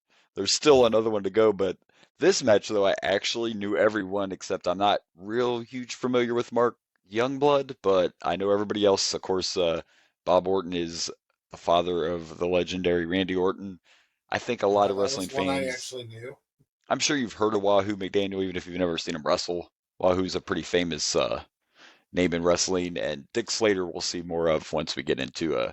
I know him from WCW. He's still around when it becomes WCW, so I remember old Dirty Dick Slater. So you could tell. I mean, the crowd was into it. You could tell these are some of the obviously some of the top stars. They got about 15 minutes, I think, or so for this match. Um, Yeah, 14 it minutes was and some seconds. It wasn't horrible. I loved the selling by Dick Slater and Bob Orton. Classic heel stuff. And There was a lot of classic heel stuff, which I appreciate. yes, I did too. Like early on, just the way they oversold some of this stuff, but it wasn't like the extreme overselling. Yeah, it was a good tag team match. It seemed a little long, but again, we're going back farther. So I hate to throw out like the word boring, but some of this stuff may seem boring at sometimes because it's just older. Uh, It wasn't totally boring. It's just a little weird to watch. Uh, it's the announcing and everything. It's just a different time, so it makes it a little different when you're watching it. But the Indians, quote unquote, were definitely Native the crowd. Americans. Native Americans were crowd favorites. Wahoo though, well, Wahoo was a big star even before he played in the NFL for like six Yeah, they years or mentioned that he eight was on the years, something like Jets. that. Yeah, he was in the NFL for He was on quite a the Jets while. or somebody else, somewhere else. Yeah, so he was already an established a star. And I don't remember Mark Youngblood, but I wonder if he's related to, I want to say the other guy, Ricky Steamboat's partner, I believe, is a Youngblood as well. Yeah, Jay Youngblood. I wonder if they're like kayfabe brothers or real life brothers or anything. I'm not sure, but it wasn't a bad match. It was entertaining. The fans were into it. Mark Youngblood took a heck of a beating, so I can respect him for that. You know, he had to get beat up real good before he got the They hot tag to isolated him quite a bit. for quite Bob a Orton while. and Yeah, Bob Orton and Dick Slater were being dicks. yeah, yeah. And but he sold that Willis too. You know, that's the way it has to go. Somebody on the babyface team has to get this is old school, real old school tag wrestling here. Isolate one of the Yeah, baby faces, beat them down for a long time before they get the hot tag into their partner, and yeah, it was good stuff. And I even like the end was just a little weird on the timing, but the actual ending move, that superplex, was cool to see way back then. Uh, yeah, and of course, we also heard the mention of where they could have got disqualified because they almost threw a guy over the top, and that was a thing back then. Which you argued, though. I mean, you did not argue, but you made a good point of why it could be logical because there's no ring mats at this time back in these days. That's just concrete out there. There's no yeah. safety net for anybody It if they would be go over the top. considered dangerous, very Yeah. dangerous, if they were to go to them outside. So But of course, they mentioned they didn't disqualify him because it was almost like a Royal Rumble rule. His feet didn't touch. It's not a DQ. He didn't actually well, go all the way. they said that actually what their argument is that it was his own momentum that threw him over the top rope, and it wasn't the actual. It wasn't Youngblood that did it. It was Gotcha. his own momentum tossed Dick Slater out, and it wasn't Gotcha. Youngblood actually tossing Yeah. him out. Yeah. So that And was it's funny. that was the argument. It's funny for us to see this now, and then when we get later on in WCW, when one person took over, they thought it was a good idea to bring this rule back, and it just did not work in the 90s. But there was a time in the 90s in WCW you couldn't throw people over the top rope, and you also couldn't do moves off the top rope. Talk about a dark Yeah. time in WCW, but we'll get to that later. But made a little more sense back then. I liked the end too. Like I was just waiting on them. They were assaulting Wahoo, and they had him outside, and they had just like his arm over the apron stretched out, and Dick acted like he was going to come off the top, but he chickened out and came down and only like came off the Yeah, that stairs. was And interesting. Bob's like, "I'll show you how to do it. Let me let me get up there. I'll show you how to do it." Uh, Another thing I liked about and that has nothing to do with the actual match. Um, I liked the fact that they had this overhead view. There was a cameraman in the rafters just recording right Yeah, above, and it was a very interesting angle that I don't think I've ever seen in wrestling. And I yeah, and kind of wish they especially did it more. It's kind of neat. that's funny because when they watch this old stuff on Tony Schiavone's podcast, they cover a lot of this old stuff, and that's one thing Yeah, Tony Schiavone mentions is that he misses that camera angle because it's a different, it's unique, and it just makes it feel different. But yeah, it was it definitely did. and especially when we were joking about the production value for him to be able to get a good shot like that, it does add something to it. It's a very cool look. It's The little bit unique. of It's a the unique it unique look that I'm surprised that nobody uses. yeah, it's not really used anymore these days, and they're doing this with just a couple of cameramen and no fancy fancy equipment and all that. But and of They course just that have little bit of some a cameraman that has the balls to go up high. right. We just need you to climb up there. That's all. It's fine, and just And take a couple hold on shots. to You'll it be and okay. don't drop. Yeah. Oh my Don't gosh! Can drop, you imagine if he dropped that fucking camera? dude. Oh my Somebody could gosh! get During a match, yeah. That'd be bad. Be bad. Somebody could get seriously maybe injured. there's a reason they don't do They it. don't do it anymore. Yeah. Although I feel Um, like you could just like set one up and just prop it yeah. Like there. now, you wouldn't even have to have a person up there. You could literally just Yeah, just yeah. prop it there, and you could even like remotely do the zoom and everything. Yeah. Just make Exactly. sure it's perfectly positioned. That would With all probably be this. safer than having some guy actually holding a camera up there. Yeah. Yeah. It could be. Um, I wouldn't want to be that person. One, I have a fear of heights. Two, I'm clumsy, so I would be right. the person to drop the damn camera onto Yeah. someone I'm a and little get too accident fired prone to try that. for murder or attempted murder. It'd be involuntary. It'd be okay. It'd be an unfortunate accident. An unfortunate smelting accident. It'd be fine. Um, yeah, so this was not a bad match, other than we got a little confused at the end because really what happened was you thought for a minute maybe it was a DQ because Wahoo tried to come in and stop the pin, and he kind of landed right at the 3 count 2s, so it was a Oh, one two okay. three, and Wahoo was See, just late getting in. So I was just thinking it was a disqualification. I was like, they keep threatening to disqualify people for interrupting matches and stuff. yeah, I thought maybe this was proof that they did disqualify people back then, and I then mean they just started teasing it in the future. right, but it could also be possible that Wahoo was supposed to break the pin up and just didn't get in there quite on time because refs are really told to count no matter what and to keep do your job. Count to three. If the shoulders are down, do your job. So Yeah. maybe it was just a bad timing and it didn't quite go how it was supposed to. Who knows? But still, overall, pretty good match. And yeah, I'm gonna give this 3 tomahawk chops. That uh, no? Yeah. Uh, Uh, uh, I'm surprised we haven't even mentioned this, but this is essentially Cowboys and Indians. uh, touche. I mean, it is Cowboy Bob Orton. It is Cowboy Bob Orton. So yeah, you're right. It is. Who looks like Uh, a baby in this, by the way. The graphics a little bit older later on in the years. He looks like he's probably in his 20s in this. I don't know how old he is, but yeah. it's hard to find proper promo pictures for these guys. I'm sorry. No, it works. Anyways, I give this. I'm gonna give this 3.5. I enjoyed the heel shenanigans. I thought everybody did all right.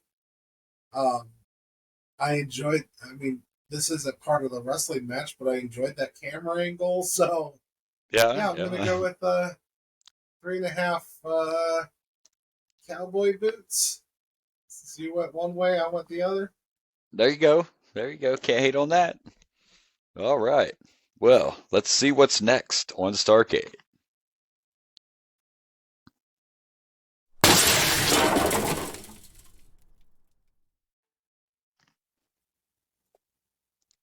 All right. So, oh, Continue. okay. It counted me down again. I didn't know what was happening. Oh, that's weird. Yeah. Okay. All right, so our And next match on Starrcade is for the NWA World Television Championship. I don't know if you heard them say it when they announced it, but they said the match had a 60-minute time limit, but the TV title was only on the line for the first 15 minutes. oh, I didn't know that. This was a thing back in the day. Yeah, the matches would be longer, but if it was a TV title match, you could only win the title if you won in it's so much time. So, little interesting trick to that, I guess, back then. But this was the Great Kabuki against Charlie Brown. And not Charlie Brown like Snoopy Charlie, but it's what he did. What? Wow. No, did I go with the wrong Charlie Brown? That's not Charlie who was Brown. in this match? I mean, if you Google it, that's who you get, right? But not that Charlie Brown. You know, when we read the match, I like that. My bad. We read the match card. I'm like, Charlie Brown. Who in the world was Charlie Brown? Oh, that's good though. I like that. Not that Charlie Brown. That Charlie Brown. Gotcha. There we go. Out of town. Oh, sorry. That was good. Mistakes were made. My bad. I like it. No, it was that out of town Charlie Brown, who is, well, to me, only because I knew who he is, but that is obviously the Boogie Woogie Man. I don't know why he's wrestling as Charlie Brown under a mask, and then this was mask versus title, but Charlie Brown won, so this wasn't the best match in the world.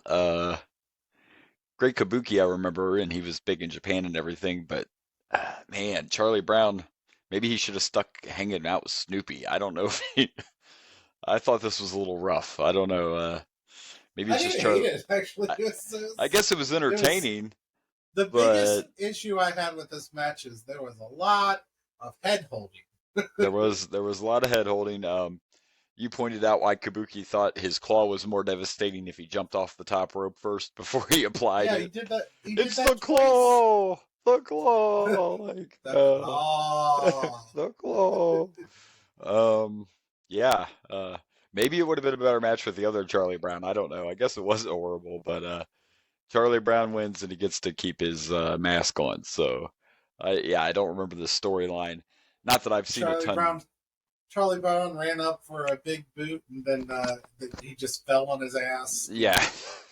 It was just, yeah. The Boogie Man was never. Not that I've seen a ton of his matches, but he was just more about entertaining, and you could definitely say he was entertaining. But he just kind of looks like your drunk uncle, like put a ski mask on at the family reunion, and decided he was going to fight some people. Like, I will say that the whole top mask with the very distinguishable beard was an interesting choice. Especially since they're all making a big deal about him being unmasked, possibly. Like, right. It's a very weird. Obviously, it had to be some kind of storyline. It was probably one of those like Boogie Woogie was fired or whatever, got suspended. It was like a Mr. America thing. That's what I compared it to. I'm like, man, this is like Hogan trying to be Mr. America. Like, this isn't. This obviously like nobody's. Yeah. The Boogie Woogie Man. Yeah. Nobody's fooled. Like, nobody's fooled. Yeah, they were just like, oh yeah, that I know the facial hair. It's not like you're hiding anything. Yeah. Yeah. There's some things you just can't. Yeah. Is that Uncle Rob? Yeah. I told him not to drink before he came to the family reunion. At least show up sober. Kabuki had, the green mist all over him from doing that old thing at first. And by the way, I didn't point this out the last match, I don't think. And this is the 80s, but there's just blood everywhere and we don't care. Yeah, like, there is blood from all the matches all over the mat. We didn't even try to, like, blop it up or anything. We're just wrestling. It's fine. We're just rolling around in it. It's all good. So, yeah, it was what it was. I guess there was a little bit of an entertainment factor to it, but still not my favorite. But I'm going to give it 2 masks that make no sense. That's what I'm going to... That's what I'm going to give it. I think it was a bad match, but entertaining. There you go. It's like... This match was almost... So I'm going to give this 2.5 B-movie horror. Oh, there you go. That's a good thing to compare it to. That's what it reminds me of. It's like a trauma film. Yeah. It's like the where Toxic Avenger. it's entertaining because it actually, you know what it's like? The Great Kabuki-man, NYPD. there literally is a Great Kabuki-man movie with Trauma, so Yeah. This is the perfect comparison, in my opinion. Perfect. Oh man, the good old days. Yeah. Yikes. I enjoyed me some Trauma films, actually. They're fun bad. Yeah.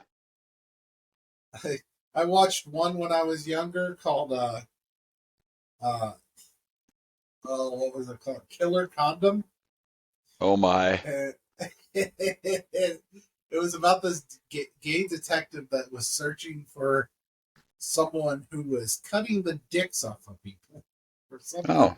I don't remember it very well, honestly, and this might not even be right, but I remember he was a detective and he was gay and he was searching for this, and they had these scenes where like some guy's putting on a condom and then it just chomps his dick off, and then the condom like jumps away with the dick still inside. Wow. It was ridiculous. You know what I'm saying? But this guy. Get him out of here. Get him out of here. It was. I don't think it was meant to be a comedy, but I remember laughing quite heartily at this during this movie. I imagine. I imagine so. Yikes. Oh, good stuff. Anyway, so what are you giving your what are you ranking this? That's what I was trying to get at. I There said we go. 2.5. Oh, I couldn't hear you. 2.5. Or yeah, you did mention that, and then you got on Yeah, your I condom did. roll. I forgot. No, okay, 2.5. Yeah, that's no. right. All right. Well, I do believe actually what is next is the dog collar match between Roddy Piper and Yeah. Greg Valentine. Yeah, I know almost every wrestler left on this card, so I'm happy about that. Yeah, we're down to the big three matches, the big stars. Yeah, we got Ricky Steamboat coming up. Hey, we get to see one of Vince's henchmen actually wrestle. We get to see a Briscoe in the ring. I don't know if I've ever seen Briscoe wrestle. Yeah. So. Yeah, so that'll be interesting too. Yeah. All Yeah, right, but the Briscoes, and not the Ring of Honor Briscoes, the old school Briscoes. Yes, all right, let's check it out. Alrighty then.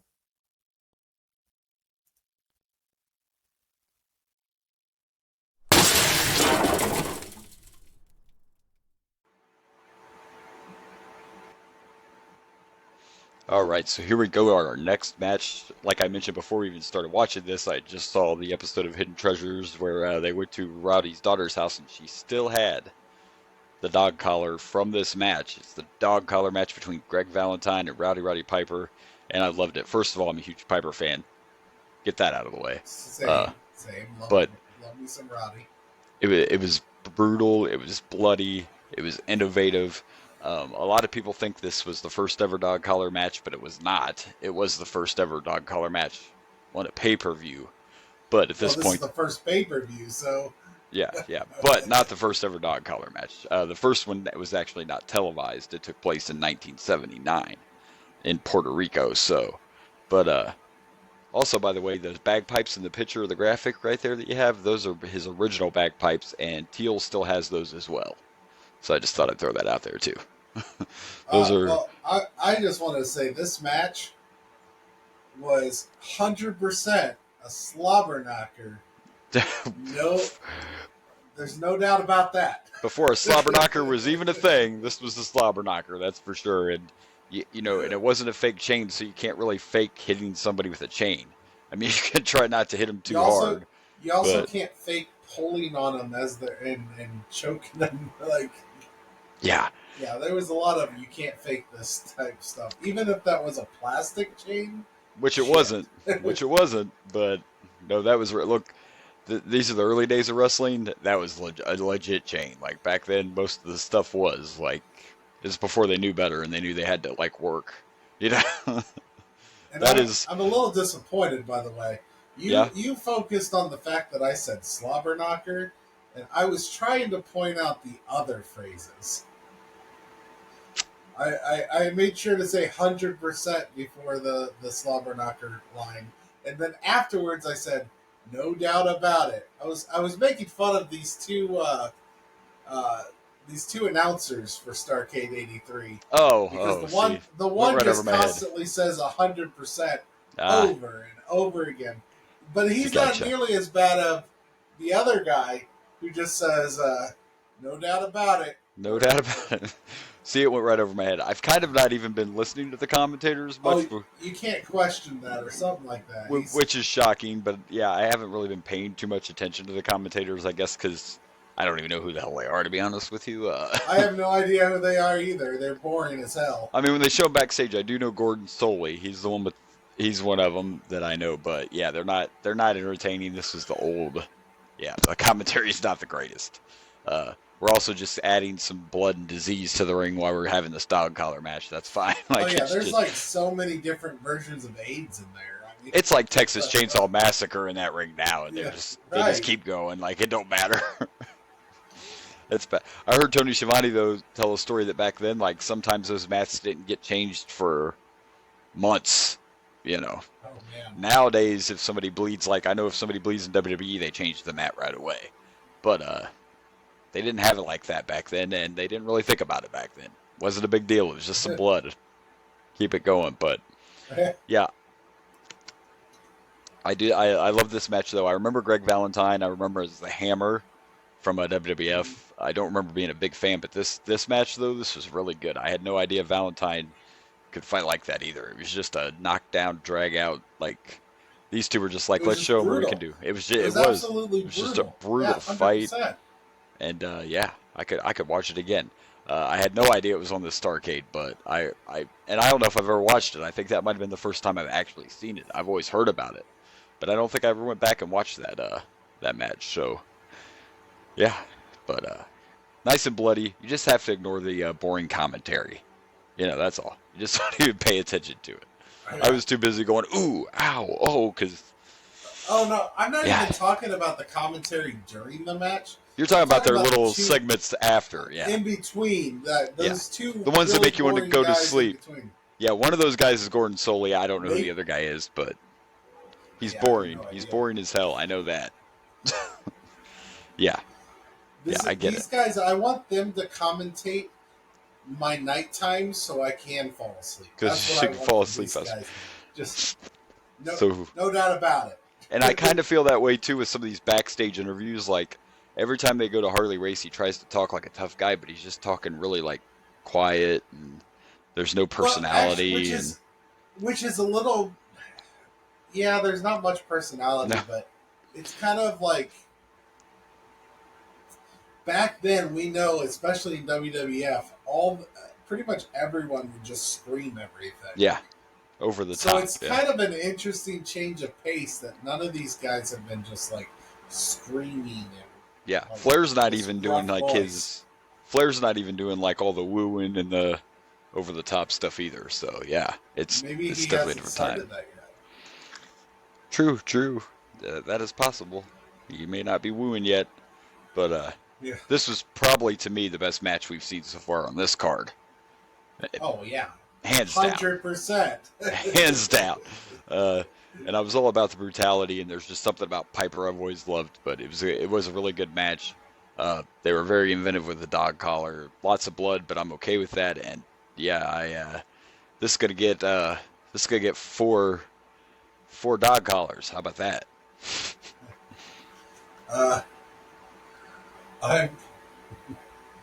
I'm going to give this 4 Mortal Kombat fatalities because that's what it felt like in there with all the blood and the murder. Yeah. This was a fight, and I was definitely a fight. Just waiting for someone to yell, "Finish him!" And he did, but even though Piper wins the match, Piper won the match, but Valentine tried to keep going after him after that was over. So I'm sure we haven't seen the last of these two. They started lifting 2 random people that I don't know who they were. I have no idea who they were either. Roddy Piper up. Yeah. And as they're lifting him up, I'm just looking at him. I'm like, you should probably take that dog collar off first. Might have been a good idea. Yeah. I don't know if you know, but heels like to be dicks. And that's an easy, and sure enough, Greg Exactly. Valentine attacks him as he's still up there. And I'm sure So I'm part of like, that is to I don't recommend this. I'm sure part of it is to continue the feud because they had mentioned, well, Valentine is the U.S. champ, and they mentioned he beat Piper for the U.S. title, so I'm sure they're just trying to continue Fair this enough. feud. They said this was not a title match, and I heard him talk about it at the end too, like, well, Piper got a victory. He didn't win the title, but he won this war 100%. No, 100%. No doubt about it. no doubt about it. He won this war. Uh, Definitely a match of the night so far. Piper was over even back then. Definitely was. And did you know this match?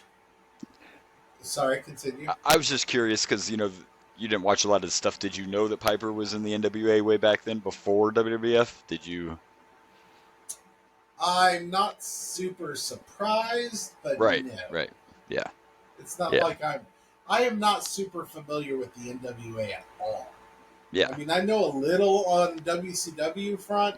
I don't know NWA at all. Like, This is not something I've ever watched. This is not something I've followed. I haven't looked this far back into it. That's why I'm excited to do this, even though this has been like one of the... Well, I can't even say this is one of the most boring pay-per-views I've seen because, quite frankly, this match alone is better than all of WrestleMania 1, if I remember right. I mean, I could agree with that. Yeah. And we still got a steel cage match to finish this off with. True, yeah. So I don't know my expectations for this Briscoes match, but I am kind of excited about, because one of the reasons I'm excited about doing WCW is I really haven't got to see a lot of Ric Flair, and I like what I've seen of Ric Flair.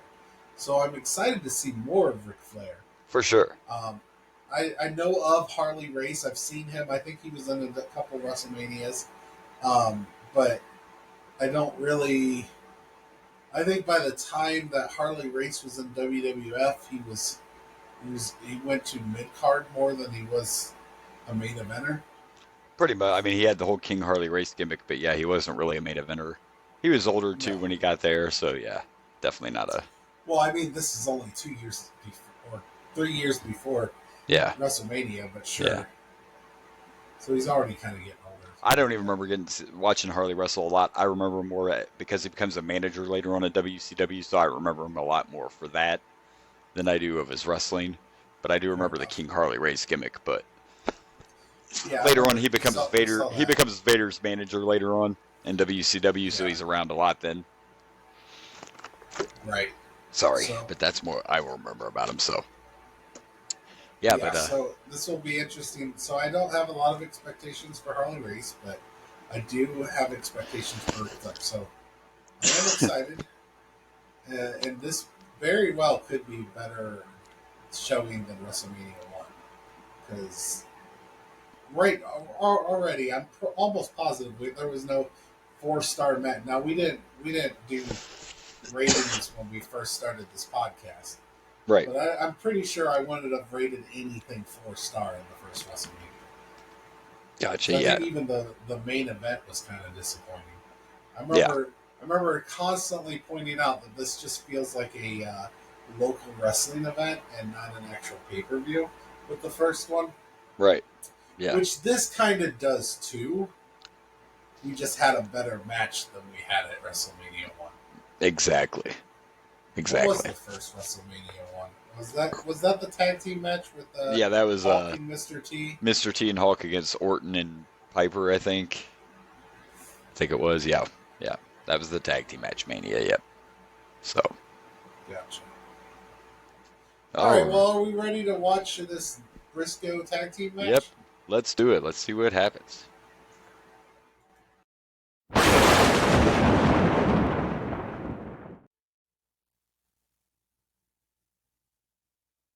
All right, so here we go. Our next match for the NWA World Tag Team titles. It's Jay Youngblood and Ricky Steamboat against Vince's henchmen. No, only one of them. Just joking. Against the Briscoes. That's all I could think when I was watching this, though, right?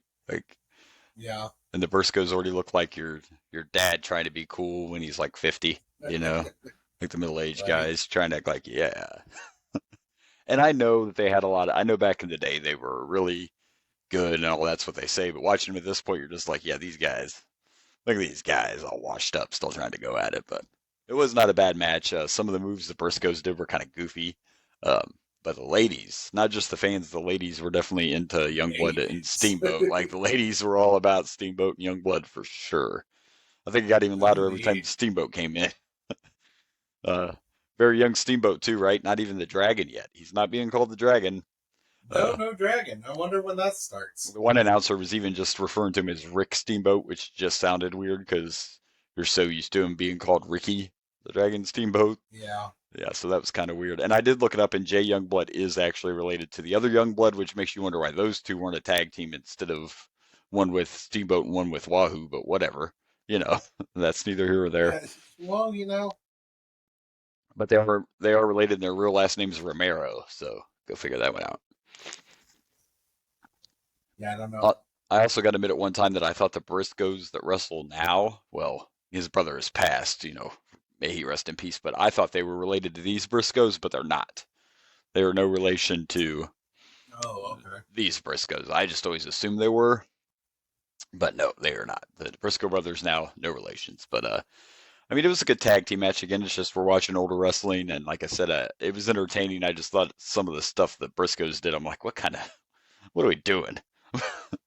But again, different time, so Yeah. there were a few little goofy, questionable decisions in there, but and after this match, by the way, and we're not done talking about it, we got this big they're trying to buy time because back then the cages weren't pre-assembled and hanging above the ring. That wasn't a thing then. They had to bring the cages out a panel at a time, and so they're just trying to kill Yeah. time, and we get more of, our favorite ring announcers backstage talking about everything, and they interview Piper, which was a great interview. Uh, who else? They interviewed Youngblood and Steamboat. Just all this stuff to buy time. But I guess I gave away Piper was the best. the spoiler that Youngblood and Ricky Steamboat win this and become the new NWA Tag Team Champions. Yeah, Piper was gold, man. The Piper interview was great. He's like, "You took this here, but you forgot about this one." You know what? Yeah. Yeah, Piper's always good stuff. I also want to make a correction. I kept saying that no doubt about it is what that announcer kept saying. Yeah. It's no question about it. No question about it. Got to see. Question about it. If you're going to be annoyed by stuff, make sure you got it right. I want to make sure I'm annoyed by the right word. Yeah, yes. Absolutely. Don't misconstrue it. 100%. No But, question about it. This was just, watching this whole card. I was even thinking when we were watching this match because I kept saying how I thought a lot of these guys looked older, like they were our dads, And then not a lot of big guys either, because this is way before the steroid era. This is way before. No, it's all these people have like beer guts. Yeah, and they look just like big, hairy, every single middle-aged dads. Yeah, just yeah. Other than the few, and Steamboat looked pretty young here too, and so did Youngblood. He looked pretty young, but yeah, a lot of them are just older. The guy I can't even remember the guy's name that ref this match, but he was a wrestler too, and he just looked like a big, angry uncle that would beat you up if you said the wrong thing. Big, hairy, burly guy. Like, yeah, a lot of these have not looked like wrestlers at all, but again, different time period. Flair. Different time. Flair looked good. But he had this flashy robe because we got to see him for a second backstage, but he's still not quite that over the top Ric Flair that he becomes later on with his promos. He was one of those calmer. We're not to all the screaming yet, because I know that's your favorite, is when they all just start screaming. Absolutely, yeah. At least Piper would get loud, but Piper, you could understand everything he was saying, and it always made sense. Piper's, I don't know. Piper's is great. Yeah, it's all about delivery. Piper talked loud, but you could understand it, and it wasn't just like random. And he had a very interesting cadence. Yes, yeah. It was all just about the delivery, but.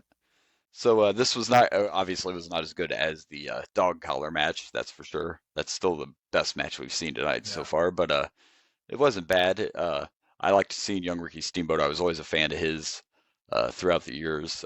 I even liked, a lot of people said WWF was horrible when they put like the actual, he used to wear like the headdress and the wings or whatever to make him look like a dragon, and he breathed the fire, but I thought it was cool, but I was a kid, whatever. A lot of people thought that was like disrespectful to Ricky Steamboat. I thought it was badass. Like, whatever. Who doesn't want to see a guy come out and spit fire? I'm just saying. But I love Steamboat. I Steamboat was awesome. yeah, He's I always still loved in him. one of the best matches of all time, in my opinion. So Yes, yes, he is, and it'll be interesting to see him. See where his career goes now that we're going back, and we'll be able to see him. He leaves NWA and WCW, but he comes back you mean again. where his career So was? well was, yeah. Hey, he just had his last match not too long ago too. He did it right after Flair did, so Uh, Yeah. anyway, overall, not bad. The good guys won. The girls went completely crazy, and I'm gonna give this 3.5 dragons. I don't know. No dragon yet, but I'm gonna go with 3 henchmen. 3 henchmen. There you go. That's all I could think about the whole time. I'm like, oh, look, it's Mr. McMahon's cronies in there wrestling. It's good stuff. So One yeah, crony. well, one of his cronies anyway. Yeah, but What was the other one's name? Pat. Jake Oh, the other Briscoe. Patterson. Yeah, Patterson was the other Patterson. henchman, but yeah, Pat Patterson was Yeah. the other Vince guy. Yeah, Top Flight Security Craig. That's who that was. So that means we only have one match left that they've been building up the whole time and kept talking about, and even named the pay-per-view about it. And we only have one match left, and we have like almost an hour left of this pay-per-view. Yeah. And I looked it up. The match is only 23 minutes long. Yeah. So Probably I'm more curious wonderful. What else we have? More wonderful backstage talking, I'm sure, from your 2 favorite guys back there. It's gonna be something like that. Big celebrating. Yeah, I don't know. No question about it. I have no idea because, like you said, it's only about a 30-minute match, and this says there's still like 57 minutes left. So I'm not sure. Yeah, we don't know, but I guess we're gonna find out when we watch it, right? We have 2 ads that are after the match. After the match, yeah, it's a little weird. So it's gonna be interesting to see. But yes, Harley Race and Ric Flair in a steel cage for the NWA World Heavyweight Championship. Flair for the gold main event. Let's see what happens. Should be fun times. Yeah. Should be fun times. More blood, I bet. I mean, it's the theme of the night. Everybody's bleeding. We've gotten a lot of blood. A lot of blood. A lot of blood. Back when it didn't matter. Yeah. It was okay back then. It was fine. It was fine. Perfectly fine. Just throw blood everywhere. It's fine. All right. Let's do it. Here's the cover. Hook of the leg. He did it. He did it. All right, and here we go. Finally, the main event that they've been talking about all night long. The steel cage match for the NWA World Heavyweight Championship between the champion Harley Race and the Nature Boy Ric Flair. A couple things to point out. One, we get an entrance and music the first time all night. Just for Ric Flair. Just for Ric Flair. Race is out there, but he's just standing there. I thought he'd already come out, but they end up introducing him after Flair, but he's literally just standing out there waiting like, is it my turn yet? Is it my turn? Yeah. Why the Nature Boy comes out to his music and his disco ball and his lights. So he was pretty ahead of the time, right? Yeah, he was the only one that got that treatment. Yeah, and like I told you, it's just we're still in an era where not a lot of people used music yet, and I mean Flair's music actually came from Gorgeous George, who was the first wrestler to ever use entrance music. For those of you who always wondered, Gorgeous George was the first, and it was this music that he used. So there you go. And the steel cage looks like they got it off Wish. It had me a little concerned. I mean, it was like literally like they were like, "Hey guys, go get some dog kennels and just slap them up and let's see what happens. Let's do it." They reminded me of like if you go to a really poor town's basketball court. With that's a steel cage around it. That's a good comparison too. It probably had some of the hepatitis and stuff on it too, so I'm sure it was just like home. Because when you watch this stuff back, like there was already plenty of blood in the ring, but it's a steel cage match and it's Ric Flair, so we know we're going to see blood and lots of it. Because we did not disappoint. anybody who's never seen Ric Flair bleed, he was he knew how to bleed. Let me tell you, and. I don't remember a lot about Harley Race, but man, this was a good match, and everything Harley did, I believed. Like his punches, his knees, everything he delivered was pretty good. definitely had a lot. It was a hard-hitting match, that's for sure. But besides the blood, and once Ric Flair starts bleeding, it just keeps going. The cage shots looked legit. Harley Race's headbutt to the ref was kind of a cool spot where he accidentally headbutted the ref. But yeah, I think it was a pretty intense match for sure. It was. It was very, very bloody. Very bloody. I was kind of impressed because you're right. Harley's kind of a big guy. Yeah. And Ric Flair does a stalling suplex for quite some time. That's a pretty impressive feat of strength, if you ask me. Yeah. And when you first said it, like, I heard you, but I kind of was like, huh. But I got to remember, too, like you mentioned it several times, you haven't seen a lot of Flair. That becomes kind of one of his, I guess now they would call it signatures, right? But you're going to see Flair do that a lot later on. But it was impressive. It was definitely impressive. Suplex. Yeah. Especially impressive considering this is a few years after his plane crash. So, I mean, just saying. It's several years after at this point, but I looked it up and he came back in 1976 from the plane crash. But the fact that he ever wrestled again after a plane crash is a miracle in itself. So, but I like the build up. They obviously talked about this match during the whole pay-per-view. We got to see all the interviews. We got to see the backstory, and they definitely tried to make it look like Flair had no chance. Like Flair was selling that beatdown really well, like like believable. And this was a point, like you could see some concern on some of the ladies' faces because they didn't think they'd get to ride Space Mountain after the match, so they were kind of worried, like, please Harley, don't hurt him too bad. We want to party with Flair after the match. But yeah, overall, definitely a good main event, and definitely everything they built it up to be. And I think this was the first time I saw Harley Race wrestle outside of WWF. I'm pretty sure. So I mean, 100%, no question about it. I'm 100% sure. 100% sure. You know what? I noticed. I'm joking, but he didn't really say 100% as often. But the other guy. No question about it. No question. No question. I could make that a drinking game, and I'd be drunk by match 2. Yeah, for sure. He said no question or no question about it or some form of that. 3,000 times. And over. I hope we have new commentators and announcers on the next Starrcade. Gordon Soley's probably going to be there. I remember Gordon Soley from when I was a kid. He's around for...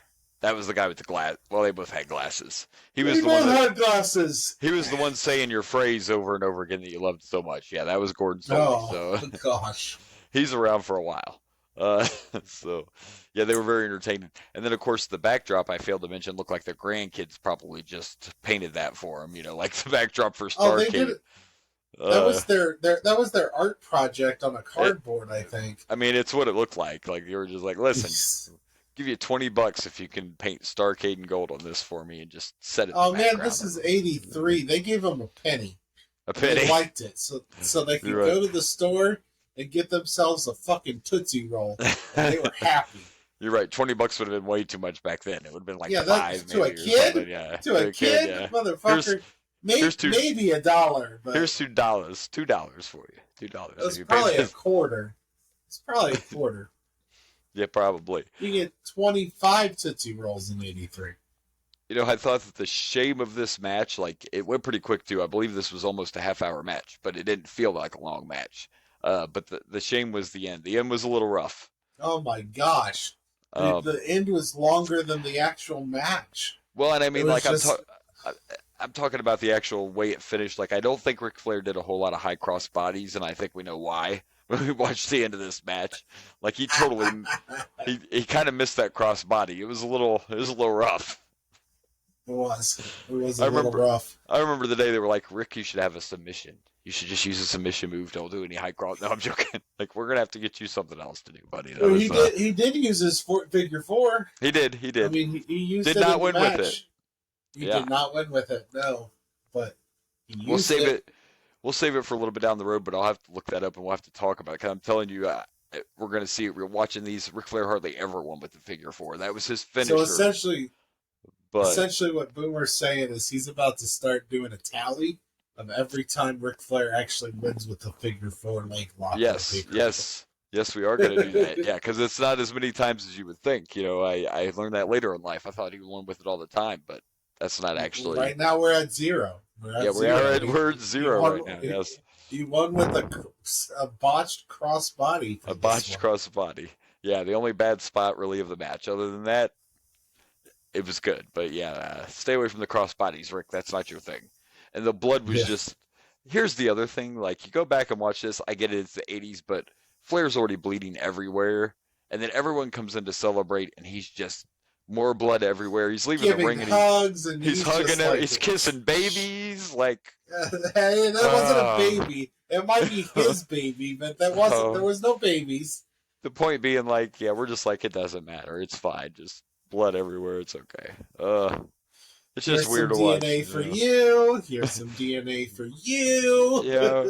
Here you go. You can see you had Ric Flair bleed on you. He's throwing his blood around like he's fucking Oprah. He is. You get some blood. You get some blood. You get some blood. You get some blood. Yeah, I can't argue with that.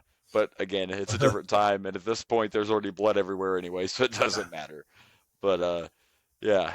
What a way to end the first Starrcade, though. It was still cool. Like, it was cool to see after, like, the interview was fine or whatever, but the shot of Flair with all that blood and the tear in his eyes, and he's got the belt, so it was a cool visual for after the whole thing was over, and the fans get to go home happy, so, I mean, so it's good. Didn't you feel like that was a little kind of a Rocky moment? He could have said, Adrian. I mean, it was kind of like that. It was a little like Rocky. All the guys are in the ring. At first, when you said that, I thought you were saying like it was Rocky, like bad, and like, oh no, it's a Rocky moment.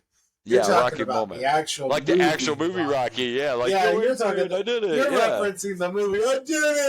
I did it. Yeah, and his eyes all. Yeah, that was like his Rocky. First thing I was disappointed about was I got no woos.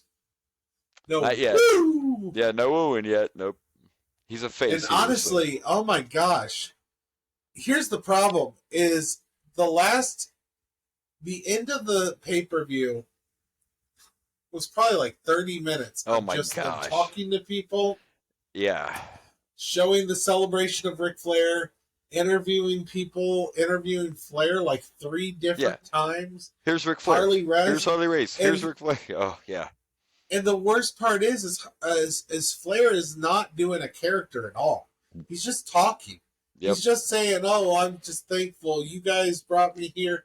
He's not doing a character, so there's no actual, like, excitement in his voice. There's no... Nope, not yet. I mean, you could tell that he was thankful for where he was, but there was no actual, like, flair. There was no flair. He's not Flair Ric yet. Flair. Not yet. Nope. There was no flair to Ric Flair. No Flair yet. Number one, I need you to be the dirtiest player in the game. That's what I'm here for. Okay? You have disappointed me. You have disappointed me. He'll get there. It'll happen. I don't want no face Ric Flair. Well, I am done with that. Especially if he's not going to do a character. I am done with that. Well, I want the dirtiest player in the game right now. Look at what they set up at the end of this. They set up Dusty versus Ric Flair. And who do you think is going to be the face in that feud?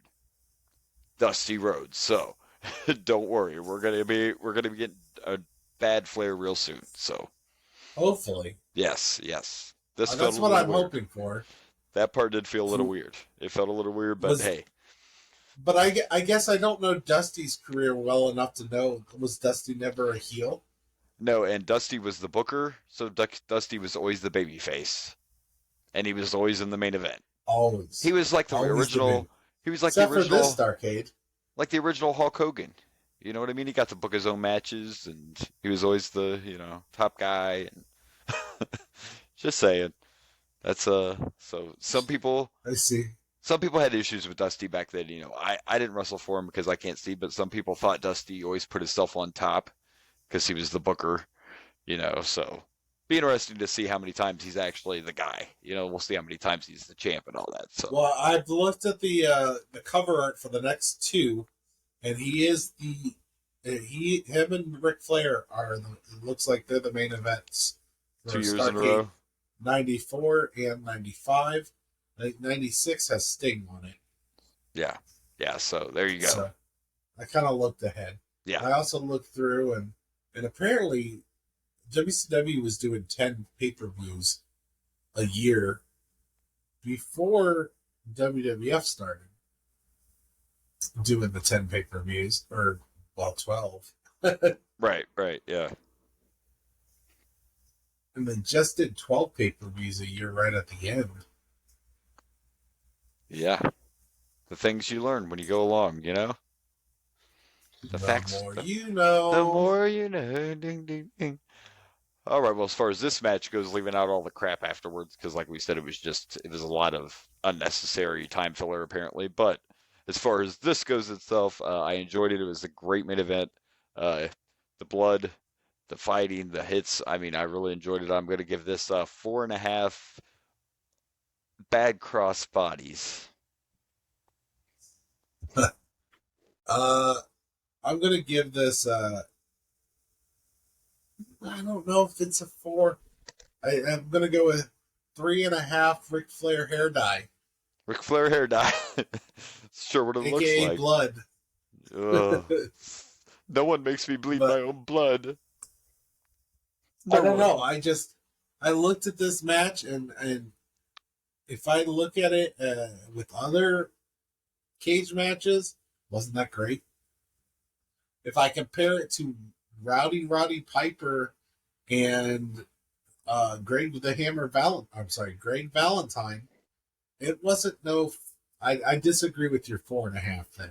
Oh, I see. Well, that's It was not on par with the Roddy Piper and Greg Valentine match, and that's what you're trying to tell me right now with that 4.5. Yeah, You're saying that this match is on par with that. I think and so. I don't but think it was.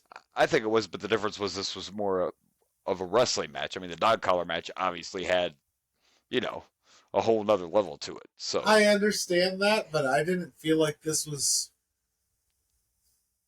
There was nothing. I mean, there was some okay moments, but nothing truly impressed me with this match. fair enough. I didn't come away like I've been excited to see Ric Flair in his WCW days. So far, I didn't come away like wow. I didn't go woo. Okay, I didn't go woo. Neither did he. Neither one of us went woo. There was no wooing involved in this match. No wooing involved. Fair enough. So, but I'm just saying. Just Also, I want to just point out that every time Harley Race did that flying headbutt off the top rope, I guess it wasn't really flying. He dropped. Yeah. He's dropped headbutt off the top rope. Yeah. Cringe. I just was like, oh no, don't do that, Harley Race. It could go bad. Headbutts are not It could good. go bad. No headbutts. I'm assuming Harley Race isn't with us anymore. But no, I believe I not. don't know for sure. Yeah. I don't know for sure, but yeah. No headbutts. Headbutts are bad, okay? Let's not do headbutts. okay.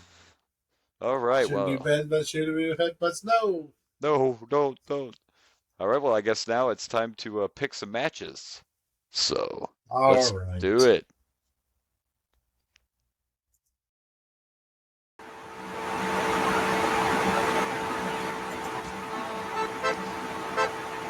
Favorite match of the night. All right, well, laugh at me all you want. All right, well, favorite match of the night for me, even though my scores may reflect different, I am actually going with dog collar match between Piper and Greg Valentine for my favorite match of the night. Well, I don't think there's nearly as much suspense on which one's my favorite match of the night, because I think the only match that even comes close is the cage match, and I already expressed my opinions on that. My opinions. 100%. No question about it. No question. It's the dog collar match between Roddy Piper and Greg, soon to be the Hammer Valentine. Soon to be the Hammer Valentine, yeah. Definitely no question about it. Brutal battle, no question. 100%, no question about it. Those guys were horrible. Oh my gosh, they're so bad. So bad. They can't be the worst match of the night, though, because they're only commentators, so just want to throw that out there for you. It reminds me of when Rage, when we first started this podcast, kept saying, what word did he say? He kept saying the same word over and over again on the podcast. And we even joked that we should make it a drinking game. And then he kind of stopped using it. Like he recognized it and he consciously stopped. And I can't remember what word he kept saying. Me neither, not off the top of my head. Maybe not literally. It was a simple phrase, a simple word. I don't know. It's been a while since I've gone back. Back in the time machine. All right, are we ready for the worst match? Let's do it.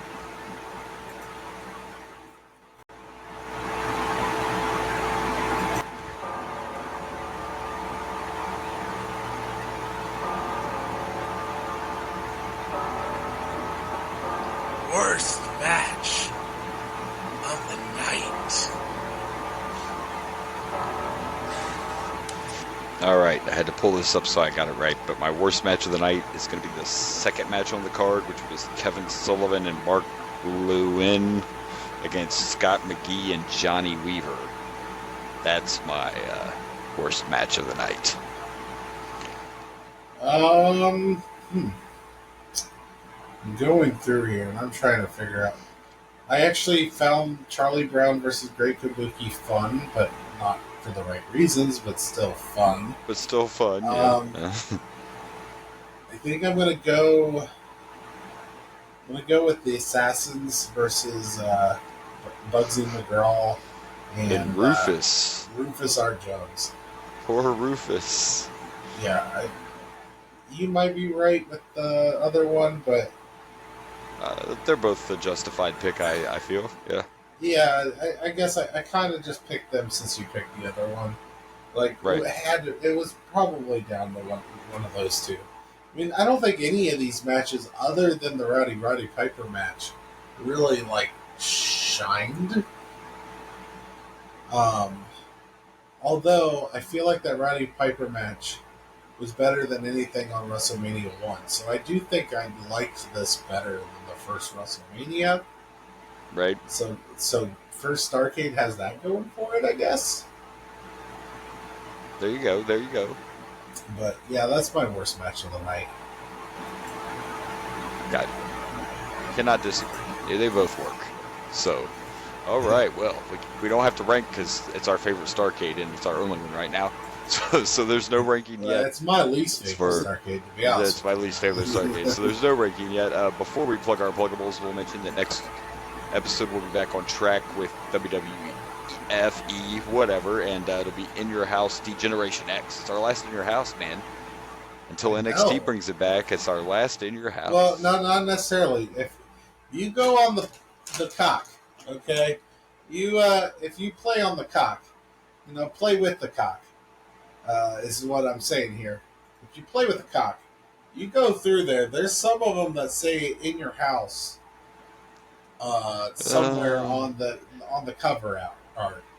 So that could be, but that could be like what it was supposed to be, but it ended up not being. Because as far as I remember, this is the last In Your House. But I could be wrong. It could be. I'm just telling you that, like, I'm gonna find it for you. But if you look on the cock, I believe you. I don't think you're looking at your cock well enough, there, Boomer. Well, you need to really stare at that cock. Well, you know what, we could say that it's the last In Your House under the In Your House category. That's true.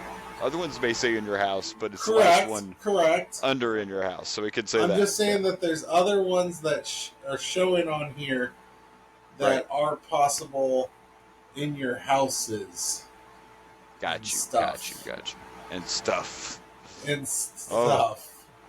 All right, well, we made it through our first NWO/WCW pay-per-view here, and we'll have another one soon In Your House next week, and we'll see if we can find anything else people are crying about by the time we roll around next week. But until then, let's plug some pluggables. Where can we follow you? Breakdown. Sorry. Breakdown, yes. That's the actual name, yes. Look at the logo or the cover art for Breakdown, and it says breakdown in your house underneath it. Yeah. It's there. Gotcha. There's still like some in your house somewhere around here, hiding in plain sight. Over the edge in your house. Ooh, that's a sound. Over the edge in your house also has in your house underneath it. So I'm just saying, they for some reason still threw it in there somehow, and I'm curious how that works. Yeah, me too. Not sure. Not sure on those. You wanted me to plug some pluggables? I believe that's what I heard you say. You wanted me to plug some. Oh, I grabbed the wrong Starrcade. You did.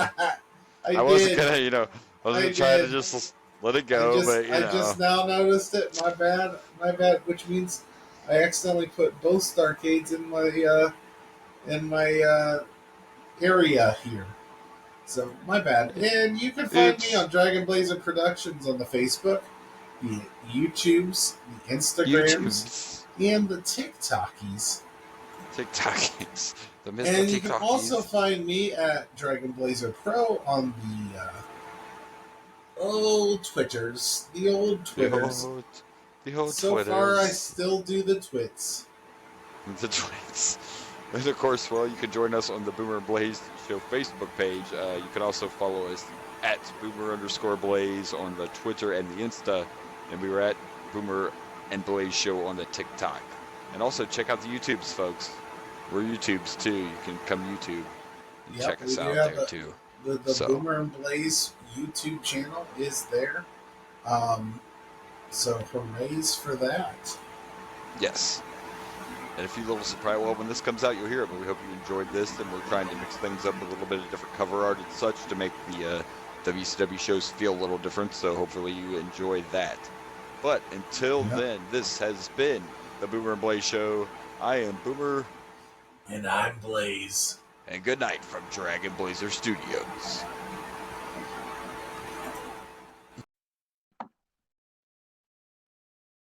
Hey everyone, this is Blaze from the Ragin' Blaze and the Boomer and Blaze Show. Thank you for watching. Please like and subscribe for more wrestling content.